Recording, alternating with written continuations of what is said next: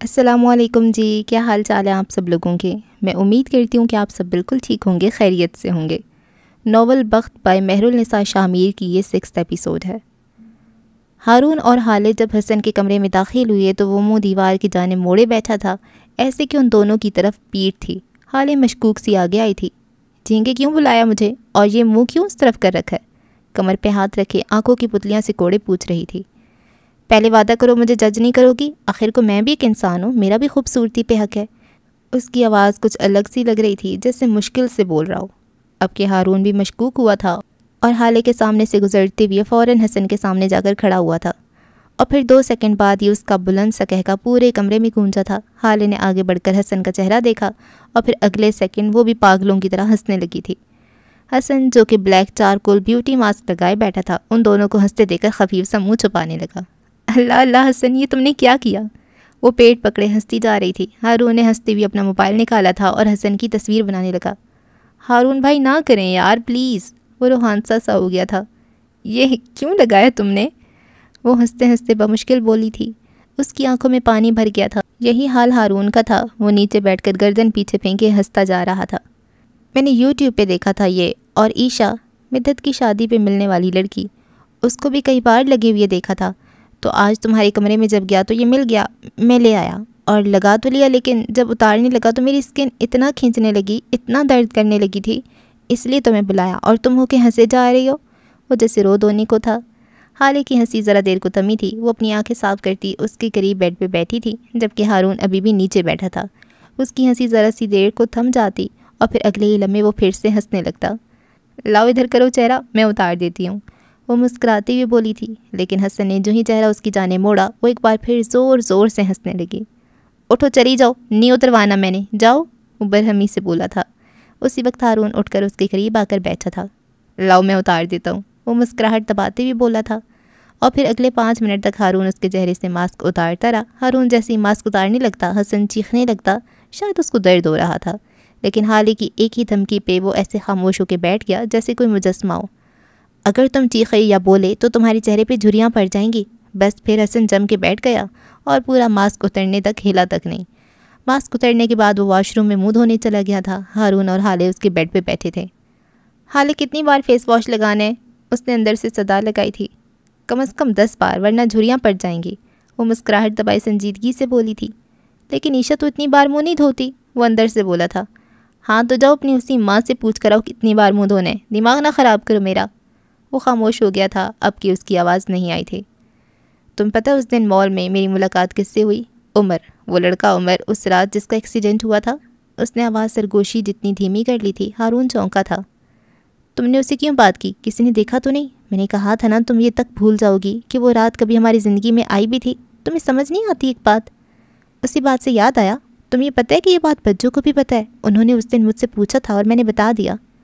ہاں مجھے پتہ ہے، وہ جیسے بے دہانی بول گیا تھا۔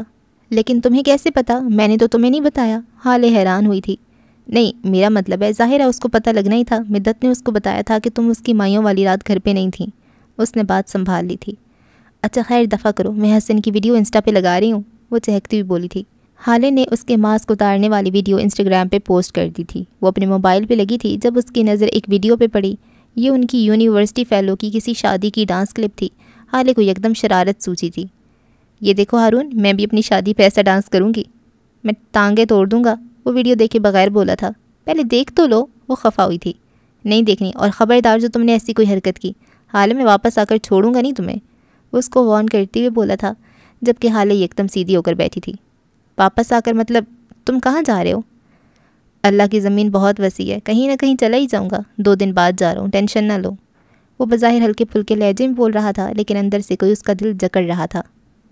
تم میری شادی پہ اتنے بڑے دن پہ مجھے اکیلا چھوڑ کر چلے جاؤ گے؟ تم ایسا کیسے کر سکتے ہو؟ وہ بے یقینی سے بول رہی تھی۔ ہارون نے کندھے اچکائے، وہ اس کی طرف نہیں دیکھ رہا تھا، اس کا سر جھکا ہوا تھا۔ وہ اپنے موبائل کی تاریک اسکرین پہ انگلی پھیرتے ہوئے بول رہا تھا، اکیلی کب ہوگی تم؟ سب لوگ ہیں تو صحیح تمہارے ساتھ۔ اگر حالے کے ساتھ ہارون شاہد نہ ہو تو وہ اکیلی ہی ہوتی ہے، یہ تمہارے الفاظ ہیں ہارون، وہ دکھ سے کہہ رہی تھی۔ تم کیا چاہتی ہو وہ تمہاری شادی پہ چلنا میرے آگے آتا رہے؟ حالے سلطان وہ فلم ہے، welcome to reality. Hasan bathroom کے دروازے پہ کھڑا تنزیہ سا کہہ رہا تھا، پھر سے اندر غائب ہو گیا تھا۔ ابھی 4 دفعہ اور منہ دھونا تھا۔ میں یہاں نہیں رہ سکتا حالے، تم سفیر سے شادی کر رہی ہو، میں نے تمہارے فیصلے کا احترام کیا، اب اگر میں یہاں سے جا رہا ہوں تو یہی شرط تم پہ بھی لاگو ہوتی ہے، حالے میری سچویشن سمجھو۔ وہ اس کی آنکھوں میں دیکھتا نرمی سے بولا تھا۔ حالے خاموش ہو گئی تھی، اس کا دل دکھا تھا، بہت بری طرح دکھا تھا۔ یہ ملاقات ایک ہوٹل سویٹ میں ہونا طے پائی تھی۔ فروا نے وہی لباس پہن رکھا تھا جو صبح مہر کے ساتھ اس کیفے میں بیٹھے ہوئے پہن رکھا تھا، البتہ میک اپ کو تازہ ٹچ ضرور دیا تھا۔ لپسٹک صبح سے زیادہ تر و تازہ تھی۔ فہیم مرزا اور فروا ایک دوسرے کے آمنے سامنے صوفوں پہ بیٹھے تھے، بیچ میں شیشے کی میز حائل تھی۔ فہیم کے صوفے سے ذرا دور اس کے گارڈز کھڑے تھے، جبکہ ایک 28-29 سالہ لڑکا اس کے ساتھ بیٹھا تھا۔ اس کی آنکھیں فہیم سے ملتی تھیں، وہ ان کی بیوی کا بھانجا تھا، نوح مرزا۔ اس نے پھولوں والی شرٹ کے ساتھ نیلی جینز پہن رکھی تھی، گلے میں کئی طرح کے چین، ہاتھ میں بریسلیٹ، اس کی سانولی رنگت تھی، آنکھیں سنہری شاطر سی، بال ہلکے گھنگریالے تھے۔ وہ چبھتی ہوئی نظروں سے سامنے بیٹھی فروا کو دیکھ رہا تھا، وہ غیر آرام دہ سا لگتا تھا۔ تو آپ یہ کہہ رہی ہیں کہ آپ مجھے ہیون دلوا سکتی ہیں؟ میں یہ نہیں پوچھوں گا کیوں، میں یہ ضرور پوچھوں گا کیسے۔ وہ 55 یا 60 کی عمر کے قریب کا، بال قلموں سے سفید تھے، سیاہ کرتا سوٹ کے اوپر سفید کوٹ پہنے ہوئے وہ کافی ہینڈسم لگتا تھا۔ میں آپ کو کیوں ویسے بھی نہیں بتاؤں گی، لیکن میں آپ سے وعدہ کرتی ہوں کہ میں اس کام میں آپ کی مدد کر سکتی ہوں۔ تو اب آپ یہ سنیے کہ کیسے۔ وہ مسکراتے ہوئے بول رہی تھیں۔ بات دراصل یہ ہے کہ معراج سلطان کی بیٹی کی شادی ہے 10 دن بعد۔ آپ نے بس یہ کرنا ہے کہ اس کی بیٹی کو ایک رات گھر نہیں پہنچنے دینا، اور پھر باقی کا سارا کام میرا ہے۔ میں کچھ سمجھا نہیں، اس کی بیٹی کا ہیون سے کیا تعلق؟ وہ اگر گھر نہ بھی پہنچی تو اس کی زیادہ سے زیادہ شادی کینسل ہو جائے گی، اس سے مجھے کیا فائدہ ہوگا؟ معراج سلطان اپنی زمین مجھے کیوں دے گا؟ اور اگر آپ یہ کہہ رہی ہیں کہ اس رات میں معراج کو بھی مار دوں تو نہیں، میں اس کو نہیں ماروں گا، وہ اچھا آدمی ہے۔ فہیم سنجیدگی سے بولے تھے۔ میں نے کب کہا کہ اس کو مار دو؟ میں نے کہا اس کی بیٹی گھر نہ پہنچے۔ وہ ایک ایک لفظ پہ زور دیتی بول رہی تھی۔ جب بیٹی اپنی شادی کی رات گھر نہیں پہنچے گی تو معراج سلطان آدھا مر جائے گا، اور آدھا مرا ہوا مرد کاروبار کے معاملات نہیں سنبھال سکتا۔ وہ شرم کے مارے گھر سے نکلے گا بھی نہیں، اور اس کے بعد اس کے وارث ہوں گے ہم، میں اور میرا شوہر۔ ہم آپ سے ہیون کے سارے معاملات طے کرنے کو تیار ہیں۔ وہ مسکراتے ہوئے بولی تھیں۔ ان سب میں آپ کو کیا فائدہ ہوگا مسز سلطان؟ فہیم نے کافی دیر سے زبان پہ مچلتا سوال بالآخر پوچھ ہی لیا تھا۔ اس لڑکی کی طرف کچھ بہت پرانے حساب ہیں میرے، اس لڑکی کی طرف، یا پھر شاید اس لڑکی کے چہرے کی طرف۔ کچھ وعدے ہیں جو میں نے اپنے کسی عزیز سے کیے تھے۔ ان کی آنکھوں میں کرچیاں بھرنے لگی تھیں۔ کہتے ہیں کسی سے اگر مرتے وقت کوئی وعدہ کرو تو اس کو پورا ضرور کرو۔ مجھ پہ بھی کئی وعدوں کا قرض ہے، کئی مظالم کے انتقام لینے کی آگ ہے، لیکن بہت جلد میرے جلتے دل کو سکون ملے گا۔ عالم ارواح میں موجود کسی کے پاک روح کو سکون ملے گا۔ بہت جلد مجھ سے دور ہوئے میرے اپنوں کے قتل کا حساب ہوگا، بہت جلد۔ وہ سرد سے لہجے میں بول کر خاموش ہوئی تھیں۔ لڑکی کی تصویر دکھائیں۔ فہیم مرزا کی جگہ وہی نوجوان بولا تھا۔ فروا نے اپنا موبائل اس نوجوان کے آگے کیا تھا، اس میں حالے کی تصویر تھی، یہ اس کے چہرے کا کلوز اپ تھا۔ اس تصویر میں وہ مسکرا رہی تھی، سیاہ آنکھوں میں جیسے خوشیوں کا جہاں آباد تھا۔ اس نوجوان نے چند لمحے اس تصویر کو دیکھا اور اچانک اس کے ذہن میں کچھ کلک ہوا تھا۔ کہتے ہیں انسان کا دماغ سب سے تیز رفتار ٹائم مشین ہوتا ہے، ایک ہی لمحے میں آپ کو صدیوں آگے کی سیر کروا دیتا ہے، اور ایک ہی لمحے میں آپ کو کئی سال پیچھے لے جا کر آپ کے ساتھ ہونے والے اچھے یا برے واقعات آپ کے ذہن کے پردے پہ کچھ دن قبل دیکھی گئی فلم کی طرح دہرا دیتا ہے۔ ایسے ایک لمحے میں نوح مرزا کا دماغ اس کو 1.5 سال پیچھے لے گیا تھا۔ یہاں یہ تصویر والی لڑکی اس کے روبرو کھڑی تھی، اس کی آنکھوں میں غصہ تھا، چہرے پہ برہمی۔ وہ اکیلی نہیں تھی، اس کے ساتھ ایک گرے آنکھوں والا لڑکا بھی تھا۔ نوح مرزا بھی اکیلا نہیں تھا، اس کے ساتھ بھی ایک سیاہ آنکھوں والا لڑکا تھا، یاقوت مرزا، فہیم مرزا کا اکلوتا بیٹا۔ وہ ہر وقت کسی نہ کسی مسئلے میں پھنس جاتا تھا، کسی نہ کسی سے لڑ کر آ جاتا تھا، اور اگر کسی ہفتے میں یہ دونوں کام نہ کرتا تو اس کا کسی نہ کسی لڑکی سے بریک اپ ہو جاتا۔ وہ لاؤبالی سا تھا، اس کے لیے زندگی کا مقصد بس لڑائی جھگڑا، لڑکیاں اور باپ کا پیسہ بے جا اڑانا تھا۔ نوح ہمہ وقت اس کا سایہ بنا رہتا، جب وہ لڑ کر آتا تو نوح اس کو بچاتا، جب اس کا بریک اپ ہوتا تو نوح اس کو چیئر اپ کرتا، اور اگر ممکن ہو تو پیچ اپ ہی کروا دیتا۔ لیکن ایسا بس 1-2 بار ہی ہوا تھا۔ ایلیٹ کلاس کی الٹرا ماڈرن لڑکیاں یاقوت کی بچکانہ، غسیل اور لاؤبالی طبیعت کو زیادہ جھیل نہیں پاتی تھیں۔ مختصر یہ کہ نوح مرزا اس کا کزن کم باڈی گارڈ زیادہ تھا۔ اس وقت بھی اس نے اپنی عادت سے مجبور مال میں کھڑی اس سیاہ آنکھوں والی لڑکی سے جھگڑا مول لیا تھا۔ یہ شرٹ پہلے میں نے لی تھی، تم نے اس کو میرے ہاتھ سے لیا ہے، اس لیے بہتر یہی ہوگا کہ اس کو واپس کر دو۔ وہ انگلی سے شرٹ کی طرف اشارہ کرتی بولی تھی۔ یاقوت گہرا مسکرایا تھا۔ میں تو تمہیں یہ شرٹ واپس نہیں کرا، اب بتاؤ کیا کر لو گی تم؟ بلکہ چلو لے ہی لو، ظاہر ہے تم نے یہ شرٹ پہلے لی تھی تو اس پہ تمہارا حق زیادہ ہوا نا۔ وہ اچانک پینترا بدلتا شرافت سے بولا تھا۔ نو نے اس کو غور سے دیکھا تھا۔ اسے پتہ تھا یاقوت اب پھر کچھ نہ کچھ ضرور کرے گا۔ وہ اس کو روک نہیں سکتا تھا، اسے اجازت نہیں تھی۔ وہ بس مسئلہ ہونے کے بعد اس کو فکس کر سکتا تھا، اسے حفاظتی اقدام کی اجازت نہیں تھی۔ گرے آنکھوں والے لڑکے نے بھی مشتبہ نظروں سے اس کو دیکھا۔ یاقوت نے شرٹ ہالے کے چہرے کے سامنے کی تھی۔ ہالے نے شرٹ کو لینے کے لیے ہاتھ بڑھایا تھا جب یاقوت نے مسکراتے ہوئے اپنا ہاتھ ہالے کے ہاتھ سے ٹچ کیا تھا۔ ہالے نے کرنٹ کھا کر ہاتھ پیچھے کیا تھا جبکہ ہارون نے ہتھیلی کا مکہ بنا کر سیدھا یاقوت کی ناک پہ دے مارا تھا۔ اس کی ناک سے خون بہنے لگا تھا۔ اسی وقت ہالے نے جھک کر اپنی ہیل والی سینڈل اتاری تھی اور یاقوت کے سر پہ دے ماری تھی۔ یہ سب اتنا اچانک ہوا کہ نو کچھ سمجھ ہی نہیں پایا۔ ہارون اس کو دوبارہ مارنے کے لیے آگے بڑھا تھا جب اس کے گارڈ نے اس کو پیچھے سے پکڑ لیا۔ اس کو گھسیٹتے ہوئے دور لے کر جا رہے تھے۔ یاقوت ماربل کے فرش پہ پڑا گالیاں بکتا جا رہا تھا۔ ہاؤ ڈیئر یو وٹ، میں تمہیں چھوڑوں گا نہیں۔ لڑکیاں میری قربت کو ترستی ہیں اور تم نے مجھ پہ ہاتھ اٹھایا۔ وہ منہ سے کف نکالتے چلا رہا تھا۔ ہارون نے خود کو اپنے گارڈ سے چھڑوا لیا تھا اور ایک بار پھر اس کے اوپر جھپٹا تھا۔ نو کا دماغ تھوڑی دیر اور اس فلم کو چلنے دینا چاہتا تھا لیکن فہیم مرزا کی آواز اس کو حال میں لے آئی تھی۔ کیا تم جانتے ہو اس لڑکی کو؟ وہ نو سے پوچھ رہے تھے۔ جی یہ وہی لڑکی ہے جس کے بوائے فرینڈ نے یاقوت کو مارا تھا، آپ کو یاد ہے نا؟ وہ ان کے کان کے پاس جھک کر بولا تھا۔ فہیم کیسے بھول سکتے تھے؟ اس واقعے کے بعد تو یاقوت نے گھر میں قیامت برپا کر دی تھی، یہاں تک کہ اس نے نو پہ ہاتھ بھی اٹھایا تھا کہ اس نے وہاں اس لڑکی یا اس کے بوائے فرینڈ کو کچھ کہا کیوں نہیں۔ خیر یہ ماضی تھا، ہمارے حال میں ہمارے پاس اس سے زیادہ بڑے مسائل ہیں۔ مسز سلطان، ہمیں آپ کی یہ ڈیل منظور ہے۔ اس لڑکی سے ہمارے اپنے بھی کچھ حساب باقی ہیں۔ یہ لڑکی اپنی شادی کی رات گھر نہیں پہنچے گی، یہ میرا وعدہ ہے، لیکن اگر آپ نے وعدہ خلافی کی تو آپ مجھے جانتی تو ہوں گی ہی۔ سلطان اپنے وعدوں سے نہیں پھرتے، تسلی رکھیں آپ۔ فروا اٹھ کھڑی ہوئی تھی، فہیم اور نو بھی اٹھے تھے۔ تو میں ڈیل ڈن سمجھوں؟ وہ بھوری آنکھوں کو ان کے چہرے پہ مرکوز کیے پوچھ رہی تھیں۔ فہیم مرزا نے ہاتھ آگے بڑھایا تھا، فروا نے ان کا بڑا ہوا ہاتھ تھام لیا تھا۔ ڈن، وہ کھل کے مسکرائے تھے۔ فروا نے اپنا بیگ کونی پہ اٹکایا تھا اور ہوٹل سوئٹ سے باہر نکلتی چلی گئی تھیں۔ جس دروازے سے وہ باہر نکلنی تھیں اسی دروازے سے یاقوت مرزا اندر داخل ہوا تھا۔ فروا کو دیکھ کر ایک آنکھ دبائی تھی اور ہونٹوں کو سیٹی کے انداز میں گول کیا تھا۔ اولڈ بیوٹی، وہ ان کو دیکھتے زیر لب بولا تھا۔ فروا اس کو دیکھ کر مسکراتی ہوئی آگے بڑھ گئی تھیں۔ وہ بازو واقعی اندر آیا تھا۔ فہیم مرزا کی آنکھیں اس کو دیکھ کر چمک اٹھی تھیں۔ ڈیڈا ڈیڈا ڈیڈا، وہ ان کو پکارتا آگے آیا تھا۔ اس نے سیاہ سلک شرٹ کے ساتھ سیاہی جینس پہن رکھی تھی، بالوں کو جل سے جمائے پیچھے کر رکھا تھا۔ آئی مس یو ہینڈسم ڈیڈا، میرا بیٹا، وہ محبت سے بولے تھے۔ یاقوت نے ان کے پاس جا کر ان کو گلے سے لگایا تھا اور ان کو زمین سے ذرا سا اوپر اٹھایا تھا۔ نیچے اتارو مجھے گدھے، وہ خفگی سے بولے تھے۔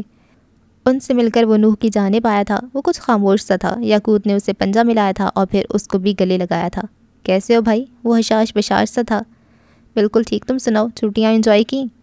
یہ میں تمہیں بعد میں بتاؤں گا، پرسنل ہے۔ اس نے آنکھ دبائی تھی۔ پہلے تو مجھے یہ بتاؤ، یہ تم موبائل میں ایسا کیا دیکھ رہے تھے کہ مجھے دیکھ کر بھی خوش نہیں ہوئے؟ اس نے موبائل نو کے ہاتھ سے اچک لیا۔ نو نے کوئی مزاحمت نہیں کی۔ اس کے موبائل میں اسی سے آنکھوں والی لڑکی کے چہرے کا کلوز اپ تھا۔ نو نے فروا کے موبائل سے یہ تصویر لے لی تھی۔ یہ لڑکی، آئی ریممبر، یہ وہی ہے نا مال والی؟ تم نے کہا تھا یہ پاکستان میں نہیں رہتی۔ اس کی تصویر کیا کہہ رہی ہے تمہارے پاس؟ وہ بے پھر گیا تھا۔ کام ڈاؤن یاقوت، اب یہ لڑکی بہت جلد ہمارے ہاتھ آنے والی ہے، تم اس سے اپنے بدلے لے سکتے ہو۔ فہیم نے اس کو ناگواری سے ٹوکا تھا۔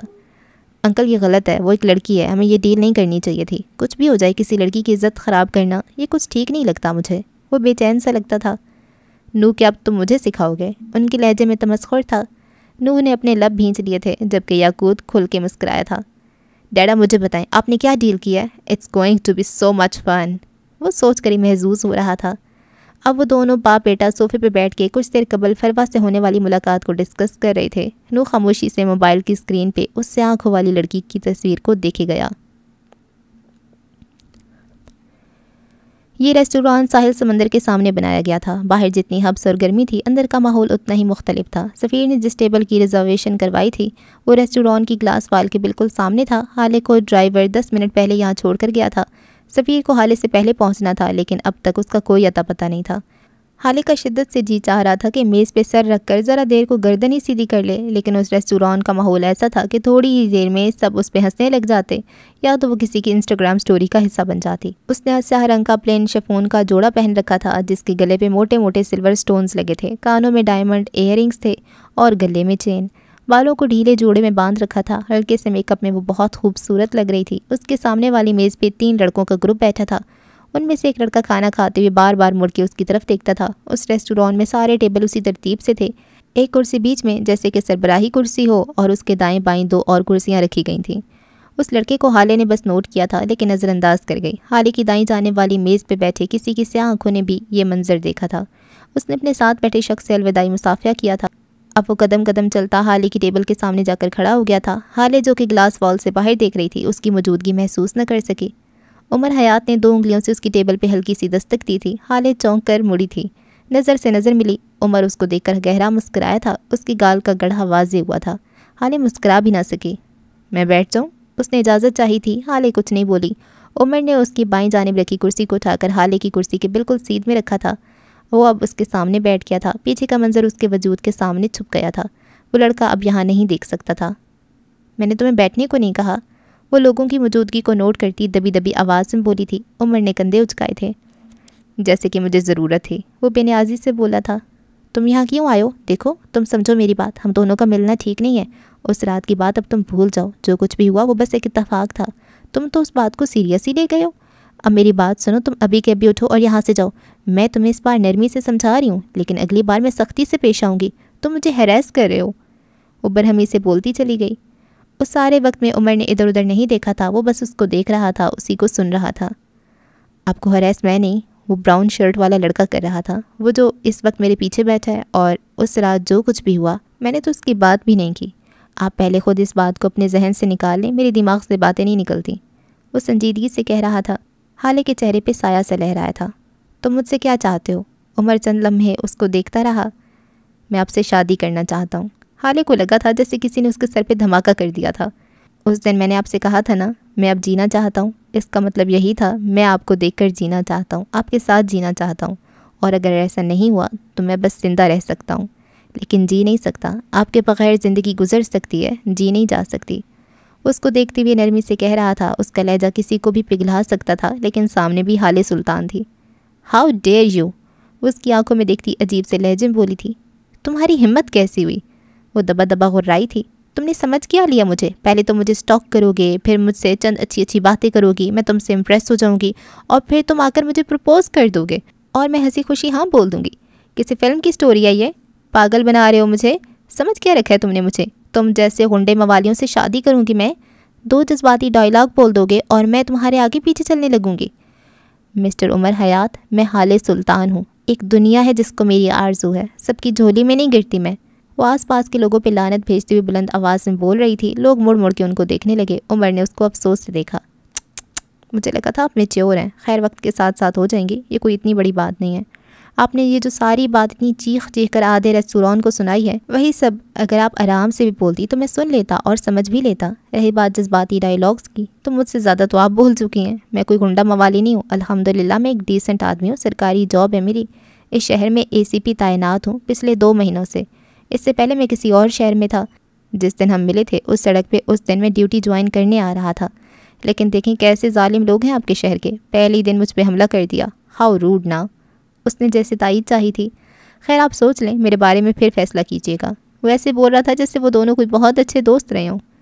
میں سوچ سمجھ کر بھی نہ ہی بولوں گی، وہ چبا چبا کر بولی تھی۔ میں وجہ جاننا چاہتا ہوں۔ میں کسی اور سے محبت کرتی ہوں اور ہماری شادی ہو رہی ہے 10 دن بعد، یہ وجہ کافی ہے؟ وہ چٹک کر بولی تھی۔ عمر کے دل کو دھکا سا لگا تھا۔ کون ہے وہ بدقت بول پایا تھا۔ تمہیں بتانا ضروری نہیں سمجھتی میں، اور اب تمہیں چاہیے کہ تم میچیورٹی کا مظاہرہ کرتے ہوئے میرا پیچھا چھوڑ دو، وہ ایک ایک لفظ پہ زور دیتی بولی تھی۔ عمر نے گہری سانس بھری تھی۔ اگر وہ شخص سفیر ہے تو آپ سے غلطی ہونے جا رہی ہے، وہ صحیح انسان ہی ہے، کم از کم محبت یا شادی کے معاملے میں تو بالکل نہیں۔ وہ اس غلط چوائس کی تکرار سے تھک گئی تھی، تبھی ہاری ہوئی انداز میں بولی، کیسے؟ ثابت کرو مجھے۔ وہ میز پہ آگے کو ہوا اور اس کی آنکھوں میں دیکھا تھا اور بولنا شروع کیا۔ وہ کرپٹ ہے، آپ اسٹریٹ ہیں، سیدھی، وہ لالچی ہے، آپ بے غرض، اس کو ہر بات میں فائدہ چاہیے ہوتا ہے، آپ مختلف ہیں، آپ ایک آزاد پنچھی جیسی ہیں، آپ ایک کام کر لیتی ہیں، فائدہ اور نقصان بعد میں سوچتی ہیں، خیر یہ بھی کوئی اچھی عادت نہیں ہے، لیکن آپ ایسی ہیں۔ حالے نے کلس کر اس کو دیکھا تھا۔ اسے اپنی برتری ثابت کرنے کا بہت شوق ہے، اسے ہر وقت اپنے ارد گرد ایسے لوگ چاہیے جو اس کی واہ واہ کریں، اس کو مانیں، اس کی سنی جائے۔ وہ آپ سے محبت بھی نہیں کرتا، آپ سے متاثر ہے، اٹریکٹڈ ہے، حاصل کرنے کا خواہش مند ہے، لیکن محبت بالکل نہیں۔ وہ آپ سے محبت نہیں کرتا، اسے لوگوں کو جج کرنے کی عادت ہے، آپ کو لوگوں میں اچھائی ڈھونڈنا پسند ہے، وہ چاہتا ہے سب اس سے کم تر رہیں. آپ دوسروں کی کامیابی سے بھی خوش ہوتی ہیں. آپ دونوں میں زمین آسمان کا فرق ہے. آپ کی شادی اگر ہو بھی گئی تو نبھانا مشکل ہو جائے گا, بہت مشکل. وہ نرمی سے کہہ رہا تھا. حالے غور سے اس کو سنتی رہی. میں انہیں نہیں چھوڑ سکتی, اس نے بولنا شروع کیا تھا. اس لیے نہیں کیونکہ میں ان کو پسند کرتی ہوں, بلکہ اس لیے کیونکہ اب بہت دیر ہو چکی ہے. ہماری شادی فکس ہو چکی ہے. آدھے شہر کو یہ بات پتہ چل گئی ہے. میرا خاندان کوئی عام خاندان نہیں ہے. میرا باپ جج ہے. میرے چچا اور میرے کزن شہر کے سب سے بڑے بزنس مین میں شمار ہوتے ہیں. میرے ماموں MNA ہیں. اس نے بولنا جاری رکھا. میں خود کو اور اس رشتے کو چانس دینا چاہتی ہوں. آگے جو کچھ بھی ہوگا دیکھا جائے گا, لیکن اس وقت میں اس پوزیشن میں نہیں ہوں کہ اس کو انکار کر دوں. میں راضی ہوں, تیار ہوں. وہ میری چوائس ہے. اگر مجھے خسارہ بھی ہوا تو کم از کم کسی کو الزام نہیں دوں گی. اس کا لہجہ نارمل تھا. میں آپ سے پھر بھی یہی کہوں گا کہ سوچ لیں. ابھی شادی کچھ وقت کے لیے ملتوی کر دیں. خود کو وقت دیں, اس تعلق کو وقت دیں. بعد میں پچھتانے سے بہتر ہے آپ ابھی سے خود کو تیار کر لیں. میں آپ کا انتظار کروں گا. ان 10 دنوں میں ہر دن, ہر گھنٹہ, ہر منٹ آپ مجھے مل جائیں تو میرے لیے اس سے بڑی خوشی کوئی نہیں ہوگی. یاد رکھیے گا, اگر آپ بھی کوئی ایسا وقت آیا جب آپ کے اپنے بھی آپ کے ساتھ نہ رہیں, تب مجھے پکاریے گا. تب عمر حیات آپ کے ساتھ ہوگا. اس کے لہجے میں ایسا مان تھا کہ حالے کو یقین آنے لگا. لیکن نہیں, ابھی کہاں. میرے پاس ساتھ دینے کو بہت لوگ ہیں عمر. مجھے تمہاری ضرورت نہیں پڑے گی کبھی. اور تم میرا انتظار مت کرنا, کیونکہ حالے کے پاس تم سے زیادہ بہتر آپشنز موجود ہیں. اور میں آج کے تمہارے پروپوزل کو نہ کہتی ہوں. وہ مسکراتے ہوئے بولی تھی. عمر بھی مسکرایا تھا. اسی وقت کسی کے موبائل کے کیمرے نے اس منظر کو تصویر میں قید کر لیا تھا. وہ کوئی نسوانی وجود تھا. اس کی آنکھیں بھوری تھیں. عمر اٹھ کھڑا ہوا تھا. اس نے سفیر کو سامنے سے آتے ہوئے دیکھ لیا تھا. میں آپ کا انتظار کروں گا. آپ کے پاس بہتر آپشنز ہیں. جب بہتر آپشنز چھوڑ جائیں تب مجھے یاد کیجیے گا, کیونکہ وہ میز پہ ہاتھ رکھے اس کے قریب جھکا تھا.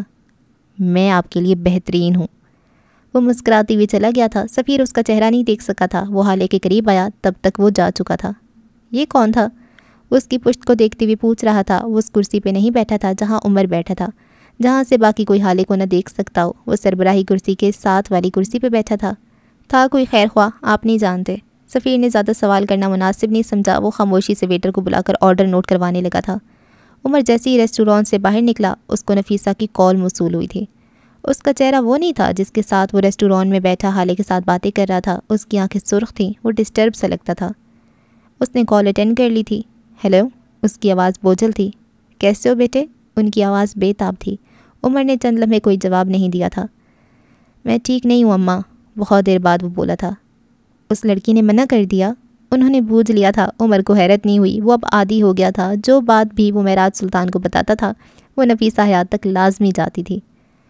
وہ کہتی ہے اس کو کسی اور سے محبت ہے. بہت دیر بعد وہ بولا تھا. وہ کہتی ہے یا واقعی محبت ہے؟ انہوں نے لفظوں پہ زور دیا تھا. مجھے نہیں پتا. وہ آسمان کو دیکھتا بول رہا تھا. تمہیں نہیں پتا یا تم جاننا نہیں چاہتے؟ اماں, اس نے نہ کہا ہے. اس نے نہ پہ زور دیا تھا. اور میں کسی عورت کے نہ کو سمجھتا ہوں, لیکن میرا دل پتہ نہیں کیوں بیٹھا جا رہا ہے. مجھے بہت برا لگ رہا ہے. ایسا لگ رہا ہے جیسے دل میں آگ سی لگی ہو. آپ دعا کریں نا وہ مجھے مل جائے. اللہ آپ کی بہت سنتا ہے, اور اگر نہیں مل سکتی تو میرے دل کو ہیل کر دے. وہ تھک کر بولا تھا. وہ تمہاری بھی سنتا ہے, آپ سے زیادہ نہیں. وہ فوراً بولا تھا. میں دعا کروں گی بیٹے. آپ میرے پاس آ جائیں اماں. کب تک اکیلی رہیں گی؟ اس نے بات بدل لی تھی. تم کیوں نہیں آ جاتے؟ ہم دونوں کے حصے میں ہجر تم نے لکھا ہے عمر. واپس تمہیں آنا ہوگا. تم نے جاتے وقت کہا تھا نا کہ میں ضدی عورت ہوں, تو اب تم میری ضد دیکھو. میں تو وہاں نہیں آؤں گی. وہ عام سے لہجے میں کہہ رہی تھی. It has been 10 bloody years. عمر سامنے دیکھتے ہوئے بولا تھا. نو, it has been 10 years, 5 months and 12 days. وہ ایسے لہجے میں بول رہی تھی کہ عمر کا دل کٹ کر رہ گیا. عمر, اگر 10 صدیاں بھی ہو جائیں تب بھی میں یہاں سے نہیں جاؤں گی. لیکن اگر تم خود آ کر مجھے یہاں سے لے جاؤ تو نفیسہ حیات دنیا کی آخری کونے میں جانے کو بھی تیار ہے. عمر نے کچھ کہے بغیر کال کاٹتی تھی. وہ نہیں جا سکتا تھا. اس کا نہ کاڑے آتا تھا.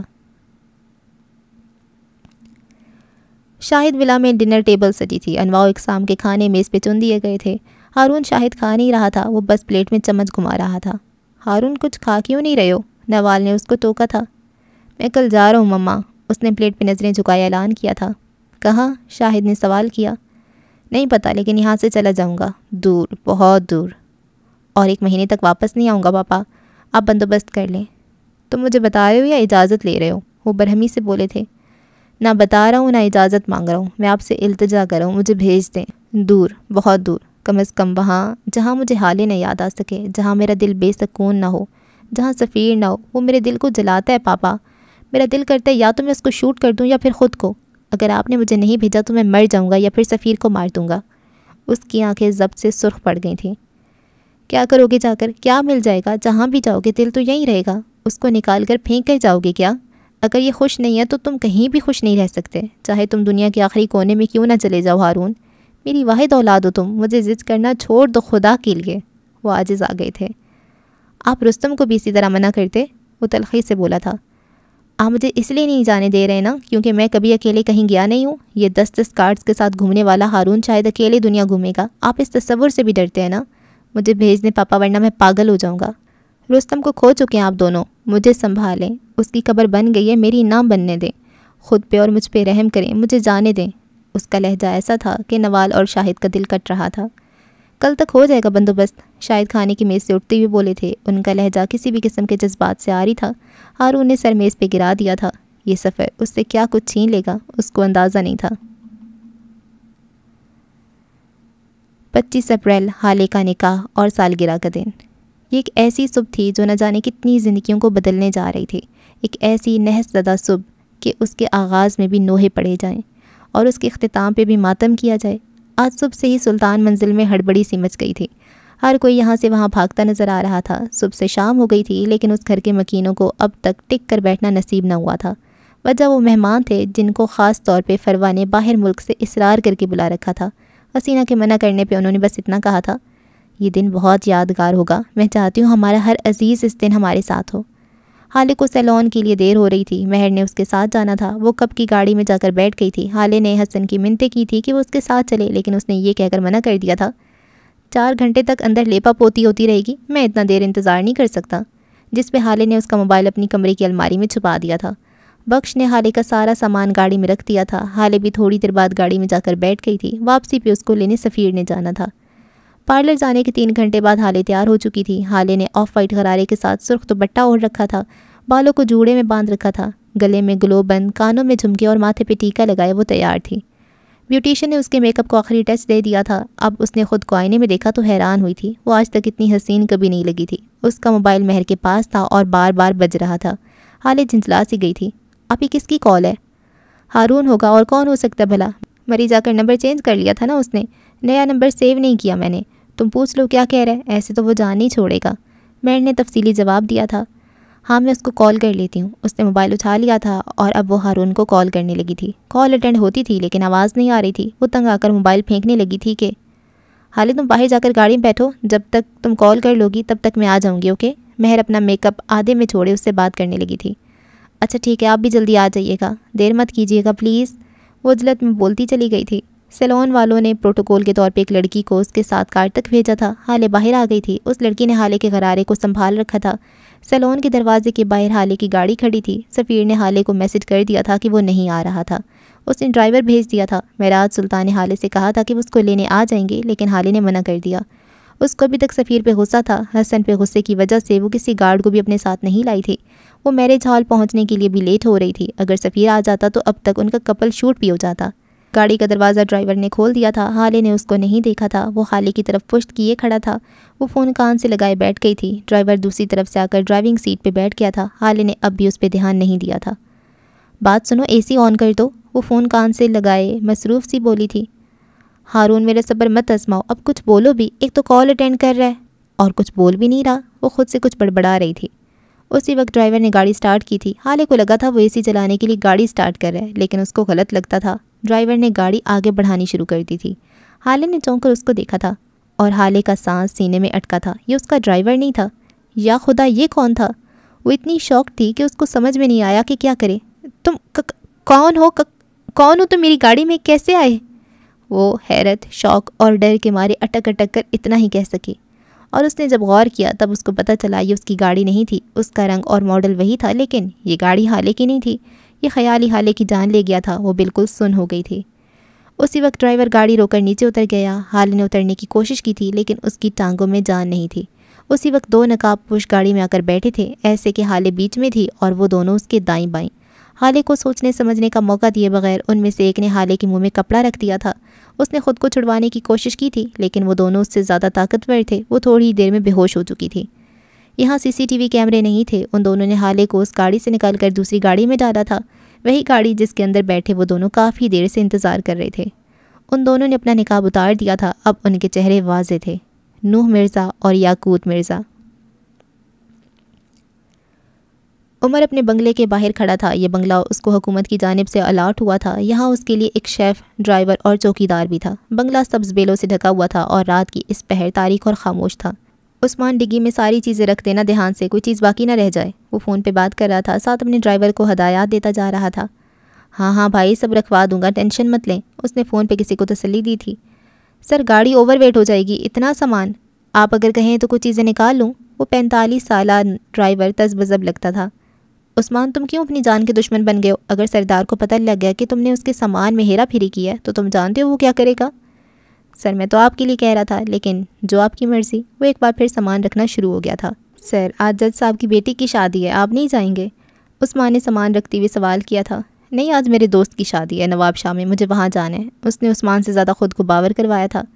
سر آج تو ان کی منگنی تھی نا, اور آپ اتنا لمبا سفر نہ کریں سر, آج تو بخار سے جان چھوٹی ہے.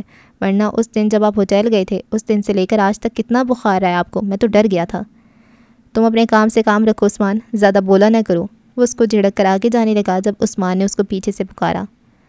سر آپ تو فجر پڑھ کر نکلیں گے نا, کچھ سامان اب بھی رہتا ہے, میں مارکیٹ جا کر لے آؤں. عمر نے بس سر ہلایا تھا. تب بھی اس کو معراج سلطان کی کال آنے لگی. وہ نہیں اٹھا سکتا تھا. معراج ایک بار پھر اس سے ہال آنے کی ضد کرتے وہ نہیں جا سکتا تھا.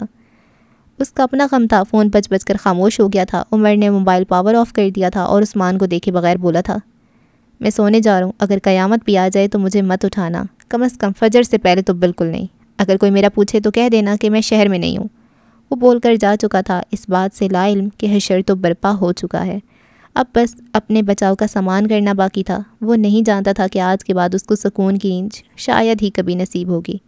اس کے چہرے پہ ایک بار پھر اذیت تھی. سفیر سیاہ شیروانے میں ملبوس گاڑی کی پچھلی سیٹ پہ بیٹھا تھا. آج پوری آنکھوں میں ایک الگ ہی چمک تھی. ڈرائیور گاڑی چلا رہا تھا. وہ لوگ سیلون پہنچ گئے تھے. سفیر نے مہرما کو کال کی تھی, وہ باہر نکل آئی تھی. اس نے سرخ رنگ کی پلین ساڑی پہن رکھی تھی. اس پہ کوئی کام نہیں ہوا تھا, بالکل سادہ. گلے میں ہار اور کانوں میں آویزیں. بال بیچ والی مانگ نکال کے کس کے جوڑے میں باندھ رکھے تھے. وہ مسکراتی ہوئی آئی تھی. ڈرائیور نے اس کے لیے دروازہ کھولا تھا. وہ اندر سفیر کے ساتھ بیٹھ گئی تھی. حالے کہاں ہے؟ مہر نے سفیر سے پوچھا تھا. سفیر کی مسکراہٹ سمٹی تھی. کیا مطلب؟ وہ اندر ہوگی نا, سیلون میں, اور کہاں ہوگی؟ مذاق نہ کریں, وہ اندر کیسے ہوگی؟ وہ تو باہر نکل آئی تھی. لیکن ڈرائیور تو میرے ساتھ تھا, کوئی اور گاڑی تو یہاں آئی نہیں. یہ آپ کیا کہہ رہے ہیں؟ وہ آدھا گھنٹہ پہلے ہی سیلون سے جا چکی ہے. ڈرائیور تم ہی تو آئے تھے نا اس کو لینے. اس نے مجھ سے خود کہا کہ وہ باہر جا رہی ہے, گاڑی میں ویٹ کرے گی. وہ روحانسی سی ہو گئی. آرام سے مہر, کام ڈاؤن, وہ اندر ہی ہوگی, چل کر دیکھ لیتے ہیں. سفیر گاڑی سے اتر آیا تھا. مہر اس کے ساتھ اتری تھی. وہ اندر نہیں ہے سفیر, میں نے اندر دیکھا ہے, وہ کہیں نہیں تھی, باہر تھی, وہ باہر. اس نے بولا ہارون سے بات کرنے جا رہی ہے, یہاں سگنل نہیں آ رہے. یا خدا حالی تم کہاں ہو؟ مہر کی آنکھوں میں آنسو آ گئے تھے. تقریباً 1 گھنٹہ ہونے کو آیا تھا. مہر اور سفیر نے خود جا کر سیلون کا چپا چپا چھان مارا تھا. CCTV فوٹیج دیکھ لی تھی, لیکن حالے کا کوئی نام و نشان نہیں تھا. اب کہ سفیر بھی پریشان ہو گیا تھا, جبکہ مہر ماں بس روئی ہی جا رہی تھی. اس نے سفیر کے ہاتھ تھام لیے. کچھ کریں سفیر, خدا کے لیے حالے کو لے آئیں کہیں سے. میں مما کو کیا جواب دوں گی, ابا سے کیا کہوں گی؟ یا اللہ, یہ کیا ہو گیا, میں نے اس کو کیوں جانے دیا؟ مہر پلیز رونا بند کرو, ہم اس کو ڈھونڈ لیں گے. میں بڑے پاپا کو کال کرتا ہوں, شاہد انکل کو کال کرتا ہوں, کچھ نہ کچھ تو پتہ چل ہی جائے گا. وہ کہاں جا سکتی ہے بھلا؟ وہ سخت پریشان تھا. حالے اس کی عزت تھی, ظاہر اس نے پریشان ہونا تھا. وہ حالے کی تمام دوستوں کو کال کر چکا تھا. وہ ہال بھی نہیں پہنچی تھی. اب سفیر کی پریشانی غصے میں بدلنے لگی تھی. لیکن جو کچھ بھی ہو, اس سے حال تو جانا ہی تھا. مہر کو ساتھ لے کر وہ ہال کے لیے نکل چکا تھا. یہاں سے تو کچھ نہیں ملا, شاید حالے وہاں پہنچ گئی ہو. مہر ماں روتے ہوئے اس کے ساتھ گاڑی میں بیٹھ گئی تھی. انہوں نے ہال جانا تھا, یہ ضروری تھا. حالے گاڑی کی پچھلی سیٹ پہ ہوش و خیرت سے بیگانہ پڑی تھی. نوح گاڑی چلا رہا تھا. یاقوت اس سے آگے بیٹھا تھا, لیکن بار بار مڑ کے پیچھے دیکھتا تھا. نوح بھائی بات سنو. اس نے سنجیدگی سے گاڑی چلاتے نوح کو پکارا تھا. بولو. وہ سخت بیزار لگتا تھا. اس نے یہ کام کرنے سے منع کیا تھا, لیکن وہ کیا کرے کہ اس کی مجبوریاں تھیں. مجھے نا یہ لڑکی چاہیے, چاہے کچھ دن کے لیے ہی صحیح. وہ بے ہوش پڑی حالے کو دیکھتے کہہ رہا تھا. یاقوت یہ نہیں, یہ لڑکی کبھی بھی نہیں. ہماری ڈیل یہ نہیں ہوئی تھی. میں تمہیں ایسا ویسا کچھ نہیں کرنے دوں گا. تمہیں اگر لڑکی ہی چاہیے تو تمہارے جیسی 1000 لڑکیاں اس وقت اویلیبل ہیں. تم انہی کے لائق ہو. یہ لڑکی ایسی نہیں ہے, اس کے بارے میں سوچنا بھی نہیں. وہ دو ٹوک لہجے میں بولا تھا۔ میں نے کہا مجھے یہ لڑکی چاہیے، مطلب چاہیے۔ وہ برہمی سے بول رہا تھا۔ ٹھیک ہے، کچھ دنوں کے لیے نہیں، لیکن کم از کم آج رات کے لیے یہ میری ہے۔ تم دیکھو تو صحیح، اس کا کتنا کامل حسن ہے یار۔ وہ گردن موڑے حالے کو دیکھتے ہوئے کہہ رہا تھا۔ دیکھو یاقوت، یہ معصوم ہے، ہم پہلے ہی اس کے ساتھ بہت ظلم کریں، کچھ رحم کرو اس پہ، ہماری بھی ایک بہن ہے۔ ہماری نہیں نوح، تمہاری، نرمین تمہاری بہن ہے۔ وہ چبا چبا کر بولا تھا۔ یہاں کے پولیس کالونی میں سائم کا فلیٹ ہے، وہاں روک دینا گاڑی، ہم آج اس لڑکی کو وہیں رکھیں گے، فارم ہاؤس نہیں جائیں گے، ڈیڈ کو پتہ چل جائے گا، صبح ہوتے ہی جو مرضی کرنا اس کا، مجھے سے کوئی مطلب نہیں ہوگا، بلکہ ابھی روکو گاڑی 1 منٹ۔ اس نے خالی سڑک پہ گاڑی رکوائی تھی۔ نوح نے نہ چاہتی ہوئی بھی گاڑی روک دی تھی۔ یاقوت اتر کے پیچھے جا کر بیٹھ گیا تھا۔ اس نے حالے کے ہاتھ کو چھونا چاہا جب نوح حلق کے بل غرایا تھا۔ ہاتھ مت لگانا اس کو یاقوت، ورنہ بہت برا ہوگا، وہ اچھی لڑکی ہے، میں تمہیں اس کے ساتھ کچھ غلط نہیں کرنے دوں گا۔ یاقوت نے ظاہر نہیں ہونے دیا، لیکن وہ اندر سے ڈر گیا تھا۔ وہ نوح کو جانتا تھا، وہ کسی کا لحاظ نہیں کرتا تھا۔ اوکے کول، میں نہیں ہاتھ لگاتا، ویسے بھی ہم گھر جا رہے ہیں نا، میں ڈیڈا سے بات کروں گا، یہ لڑکی آج میری ہے، نوح تم نے جو کرنا ہے تم کر لینا۔ وہ چیلنجنگ انداز میں بولا تھا۔ نوح خاموش ہو گیا تھا، وہ اس سے بحث نہیں کر سکتا تھا۔ یاقوت کی سوچ بچکانا تھی، اور بچوں کو کیسے منایا جاتا ہے بھلا، کھیل کھیل کر۔ مہر اور سفیر ہال پہنچ گئے تھے۔ معراج سلطان کو ساری بات بتا دی گئی تھی۔ ان کی حالت ایسی تھی جیسے کاٹو تو لہو نہیں بدن میں۔ حسینہ، یوسف، سلطان، شمس، حسن سب پریشان تھے، سب کو حالے کی فکر تھی۔ حسینہ اور مہر کا تو رو رو کے برا حال تھا۔ فروا بھی پریشان ہونے کی اداکاری کر رہی تھیں جب مہر ماں ان کو ذرا سائڈ پہ لے کر گئی تھی۔ اب وہ دونوں ایک دوسرے کے آمنے سامنے تھیں۔ یہ سب آپ نے کیا ہے، بتائیں مجھے، اگر ان سب میں میری بہن کو کچھ بھی ہوا تو آپ دیکھ لیجئے گا میں آپ کے ساتھ کرتی کیا ہوں۔ اگر آپ کو جانتی ہیں تو صاف صاف بتا دیجئے، خدا کے لیے بتا دیں میری بہن کہاں ہے۔ وہ سرخ آنکھوں کے ساتھ حلق کے بل چلا رہی تھی۔ کیا بکواس کری ہو تم مہر، میرا بھلا اس لڑکی سے کیا واسطہ، جب میں شادی کے لیے مان گئی تو میں بھلا ایسی حرکت کیوں کروں گی۔ تمہارے لیے بہتر ہے اپنی بہن کو ڈھونڈو، نہ کہ میرے سر پہ سوار ہو جاؤ۔ ٹھیک ہے میں اس کو پسند نہیں کرتی ہوں، لیکن یہ سب بہت زیادہ ہے، میں اس کے ساتھ ایسا نہیں کر سکتی۔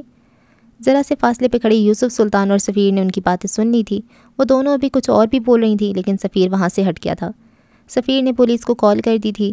اس وقت SHO اور DIG ہال پہنچ گئے تھے۔ سفیر اور معراج سلطان ان سے بات کر رہے تھے۔ آپ نے CCTV فوٹیج چیک کی ہے؟ ایسے کیسے میری بیٹی کہیں جا سکتی ہے؟ آپ شہر میں ناکہ بندی کروا دیں، ہر گاڑی کی چیکنگ شروع کر دیں، مجھے میری بیٹی چاہیے۔ وہ برہم تھے، وہ شوق تھے، وہ غمگین تھے۔ ان کو لگتا تھا جیسے کسی نے ان کے دل کو کسی تیز دھار برچھی سے کاٹ دیا ہو۔ جج صاحب، ایک ہی فوٹیج کو 1000 بار دیکھ چکا ہوں۔ حالے بیٹی خود گاڑی میں جا کر بیٹھی ہیں، گاڑی کے نمبر پلیٹ فوٹیج میں نہیں دیکھ رہی، میں نے بذات خود ہر زاویے سے دیکھا ہے۔ آپ کی بیٹی خود اس گاڑی میں جا کر بیٹھی تھی، اور اس گاڑی کو بھی زیادہ ڈھونڈنے کی ضرورت نہیں پڑی۔ سیلون سے ذرا آگے جا کر جہاں CCTV کیمرہ کی رینج ختم ہوتی ہے، گاڑی ہم نے وہاں سے برآمد کر لی ہے۔ ڈرائیور بھی ہمیں مل گیا ہے، لیکن بدقسمتی سے وہ گونگا ہے۔ لیکن آپ فکر نہ کریں، ایسے گونگوں کو زبان دینا آتا ہے ہمیں۔ حسن، گاڑی کی چابی لاؤ، میں خود ڈھونڈ کر لاؤں گا اپنی بیٹی کو، وہ کہیں نہیں جا سکتی، مجھے یقین ہے وہ میری بیٹی ہے، میں اس کو ڈھونڈ لاؤں گا۔ حسن چابی لینے چلا گیا تھا۔ سفیر لب بھینچے یہاں سے وہاں چکر لگا رہا تھا۔ بات سنو، اس نے SHO کو انگلی کے اشارے سے پاس بلایا تھا۔ جی سر، وہ تابعداری سے بولا تھا۔ وہ لڑکی، وہ مجھے چاہیے۔ اس کا لاکھوں کا ہیئر کٹ بکھرا ہوا تھا۔ کہیں سے بھی لاؤ، کیسے بھی لاؤ، جتنا پیسہ چاہیے لے لو، جتنی فیورز چاہیے میں دوں گا۔ وہ چبا چبا کر بول رہا تھا۔ اس کی برانڈڈ شیروانی پہ سلوٹیں پڑ گئی تھی۔ چاہے تم اس کو زندہ لاؤ یا مردہ، اس کی مسخ شدہ لاش لاؤ یا اس کا کٹا ہوا جسم، اسے زندگی میں کبھی کسی چیز کے لیے اتنا انتظار، اتنی محنت نہیں کرنی پڑی تھی۔ وہ کبھی کسی چیز کے لیے اتنا نہیں تڑپا تھا۔ وہ فاتح تھا۔ مجھے وہ چاہیے، وہ کہیں نہیں جا سکتی، اس کو آنا ہوگا، اپنے پیروں پہ چل کر آئی یا اس کو اسٹریچر پہ ڈال کر لاؤ، اس کو حساب دینا ہوگا، اسے ذلت کا نشان بنا دوں گا میں، اس کی زندگی جہنم سے بھی بدتر بناؤں گا میں۔ اس نے مجھے دھوکہ دیا، میں اس کو عبرت کا نشان بنا دوں گا۔ اسے لے کر آؤ، جاؤ۔ اس کی آنکھیں سرخ تھیں جیسے ابھی خون ٹپک پڑے گا۔ SHO نے سر ہلایا تھا۔ سر، میں اپنی پوری کوشش کروں گا۔ سفیر ایک بار پھر یہاں سے وہاں چکر لگا رہا تھا۔ آج اس کو پتہ چلا تھا کہ عرش سے فرش پہ گرنا کیسا ہوتا ہے۔ تبھی اس کے موبائل پہ بیپ ہوئی، 2 بار زوں زوں کی آواز آئی اور پھر اسکرین تاریک ہو گئی، ایسے جیسے غاریں تاریک ہوتی ہیں۔ سفیر نے موبائل پہ انگلیاں چلائیں، میسج کھولا۔ وہ ایک غیر شناسا نمبر تھا جس سے سفیر کو ایک ویڈیو اور کچھ تصاویر موصول ہوئی تھیں۔ تصویر میں نظر آنے والا چہرہ شناسا تھا۔ وہ اس چہرے کو کیسے بھول سکتا تھا؟ وہ حالے کا چہرہ تھا۔ حسن ہال کے ایک کونے میں گھاس پہ نفل پڑ رہا تھا۔ اس نے بھورے رنگ کی شیروانی پہن رکھی تھی، اس کے جوتے وہیں گھاس پہ اس کے قریب رکھے تھے۔ اس نے سلام پھیرا تھا اور پھر دعا کے لیے ہاتھ اٹھا لیے تھے۔ وہ زاروں کی طرح رو رہا تھا، روتے ہوئے اس کی ہچکیاں بن گئی تھیں۔ یا اللہ میری بہن کو واپس لے آئیں۔ میں جانتا ہوں میں نے کبھی بہت زیادہ اچھے کام نہیں کیے، لیکن اب کروں گا۔ میں نے کبھی پابندی سے نماز نہیں پڑھی، لیکن اب پڑھوں گا۔ میں اس سے بہت لڑتا تھا نا، اب نہیں لڑوں گا۔ بس ایک بار، صرف ایک بار اس کو واپس لے آئیں، اس کو صحیح سلامت واپس لے آئیں۔ اللہ، آئی سویئر، آئی پرومس، میں وہ ہر کام کروں گا جو آپ کو پسند ہے۔ بس میری بہن کو واپس لے آئیں۔ میں مر جاؤں گا اللہ، میں مر جاؤں گا، پلیز اس کو واپس لے آئیں پلیز۔ اس نے مجھ سے کہا تھا، اس نے کہا تھا میں اس کے ساتھ چلوں، میں نہیں گیا۔ اللہ میں کیوں نہیں گیا، میں کیوں نہیں گیا؟ لعنت ہو مجھ پہ، میرے پیدا ہونے پہ لعنت، میں کیوں نہیں گیا؟ وہ چیخ چیخ کر رو رہا تھا، اس کا دل پھٹ رہا تھا۔ یا اللہ میں اب کبھی کسی چیز کے لیے اس کو منع نہیں کروں گا، چاہے کچھ بھی ہو جائے، بس ایک بار، صرف ایک بار اس کو واپس لا دو۔ میں کیوں نہیں گیا اس کے ساتھ، کیوں کیوں کیوں؟ وہ گھاس پہ ہاتھ مار کر رو رہا تھا۔ وہ کبھی دعا کرتا، کبھی روتا، کبھی خود کو کوستا۔ وہ وقت کو پیچھے نہیں لے جا سکتا تھا جہاں وہ حالے کے ساتھ جانے کو منع نہ کرتا۔ کتنے بے بس ہوتے ہیں نا انسان۔ عثمان نے گاڑی پارکنگ ایریا میں کھڑی کی تھی۔ اس کی گاڑی کے پیچھے ہی یاقوت اور نوح کی گاڑی تھی۔ شہر میں ہر جگہ ناکہ بندی تھی، اس لیے نوح نے حالے کو ڈگی میں ڈالا اور یہاں لے آیا۔ یہ سپر مارکیٹ اس کے دوست کی تھی۔ یہ پارکنگ ایریا سیف تھا، پولیس ہر کہیں ڈھونڈ لیتی، لیکن یہاں آنے کے بارے میں وہ سوچتے بھی نہیں۔ ہم یہاں کیوں ہیں نوح یار؟ میں بور ہو گیا ہوں یہاں بیٹھے بیٹھے۔ چلو نا سائم کے فلیٹ پہ چلتے ہیں یا پھر کہیں اور، لیکن کم از کم اس غار سے نکالو مجھے۔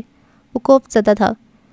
مجھے انکل نے یہاں ٹھہرنے کو کہا ہے، اور اگر اب تم کچھ بھی بولے نا تو میں ان کو بتا دوں گا کہ تم اپنے دوستوں کے ساتھ نہیں ہو، بلکہ اس لڑکی کو اغوا کرنے میں میرے ساتھ شامل رہے ہو۔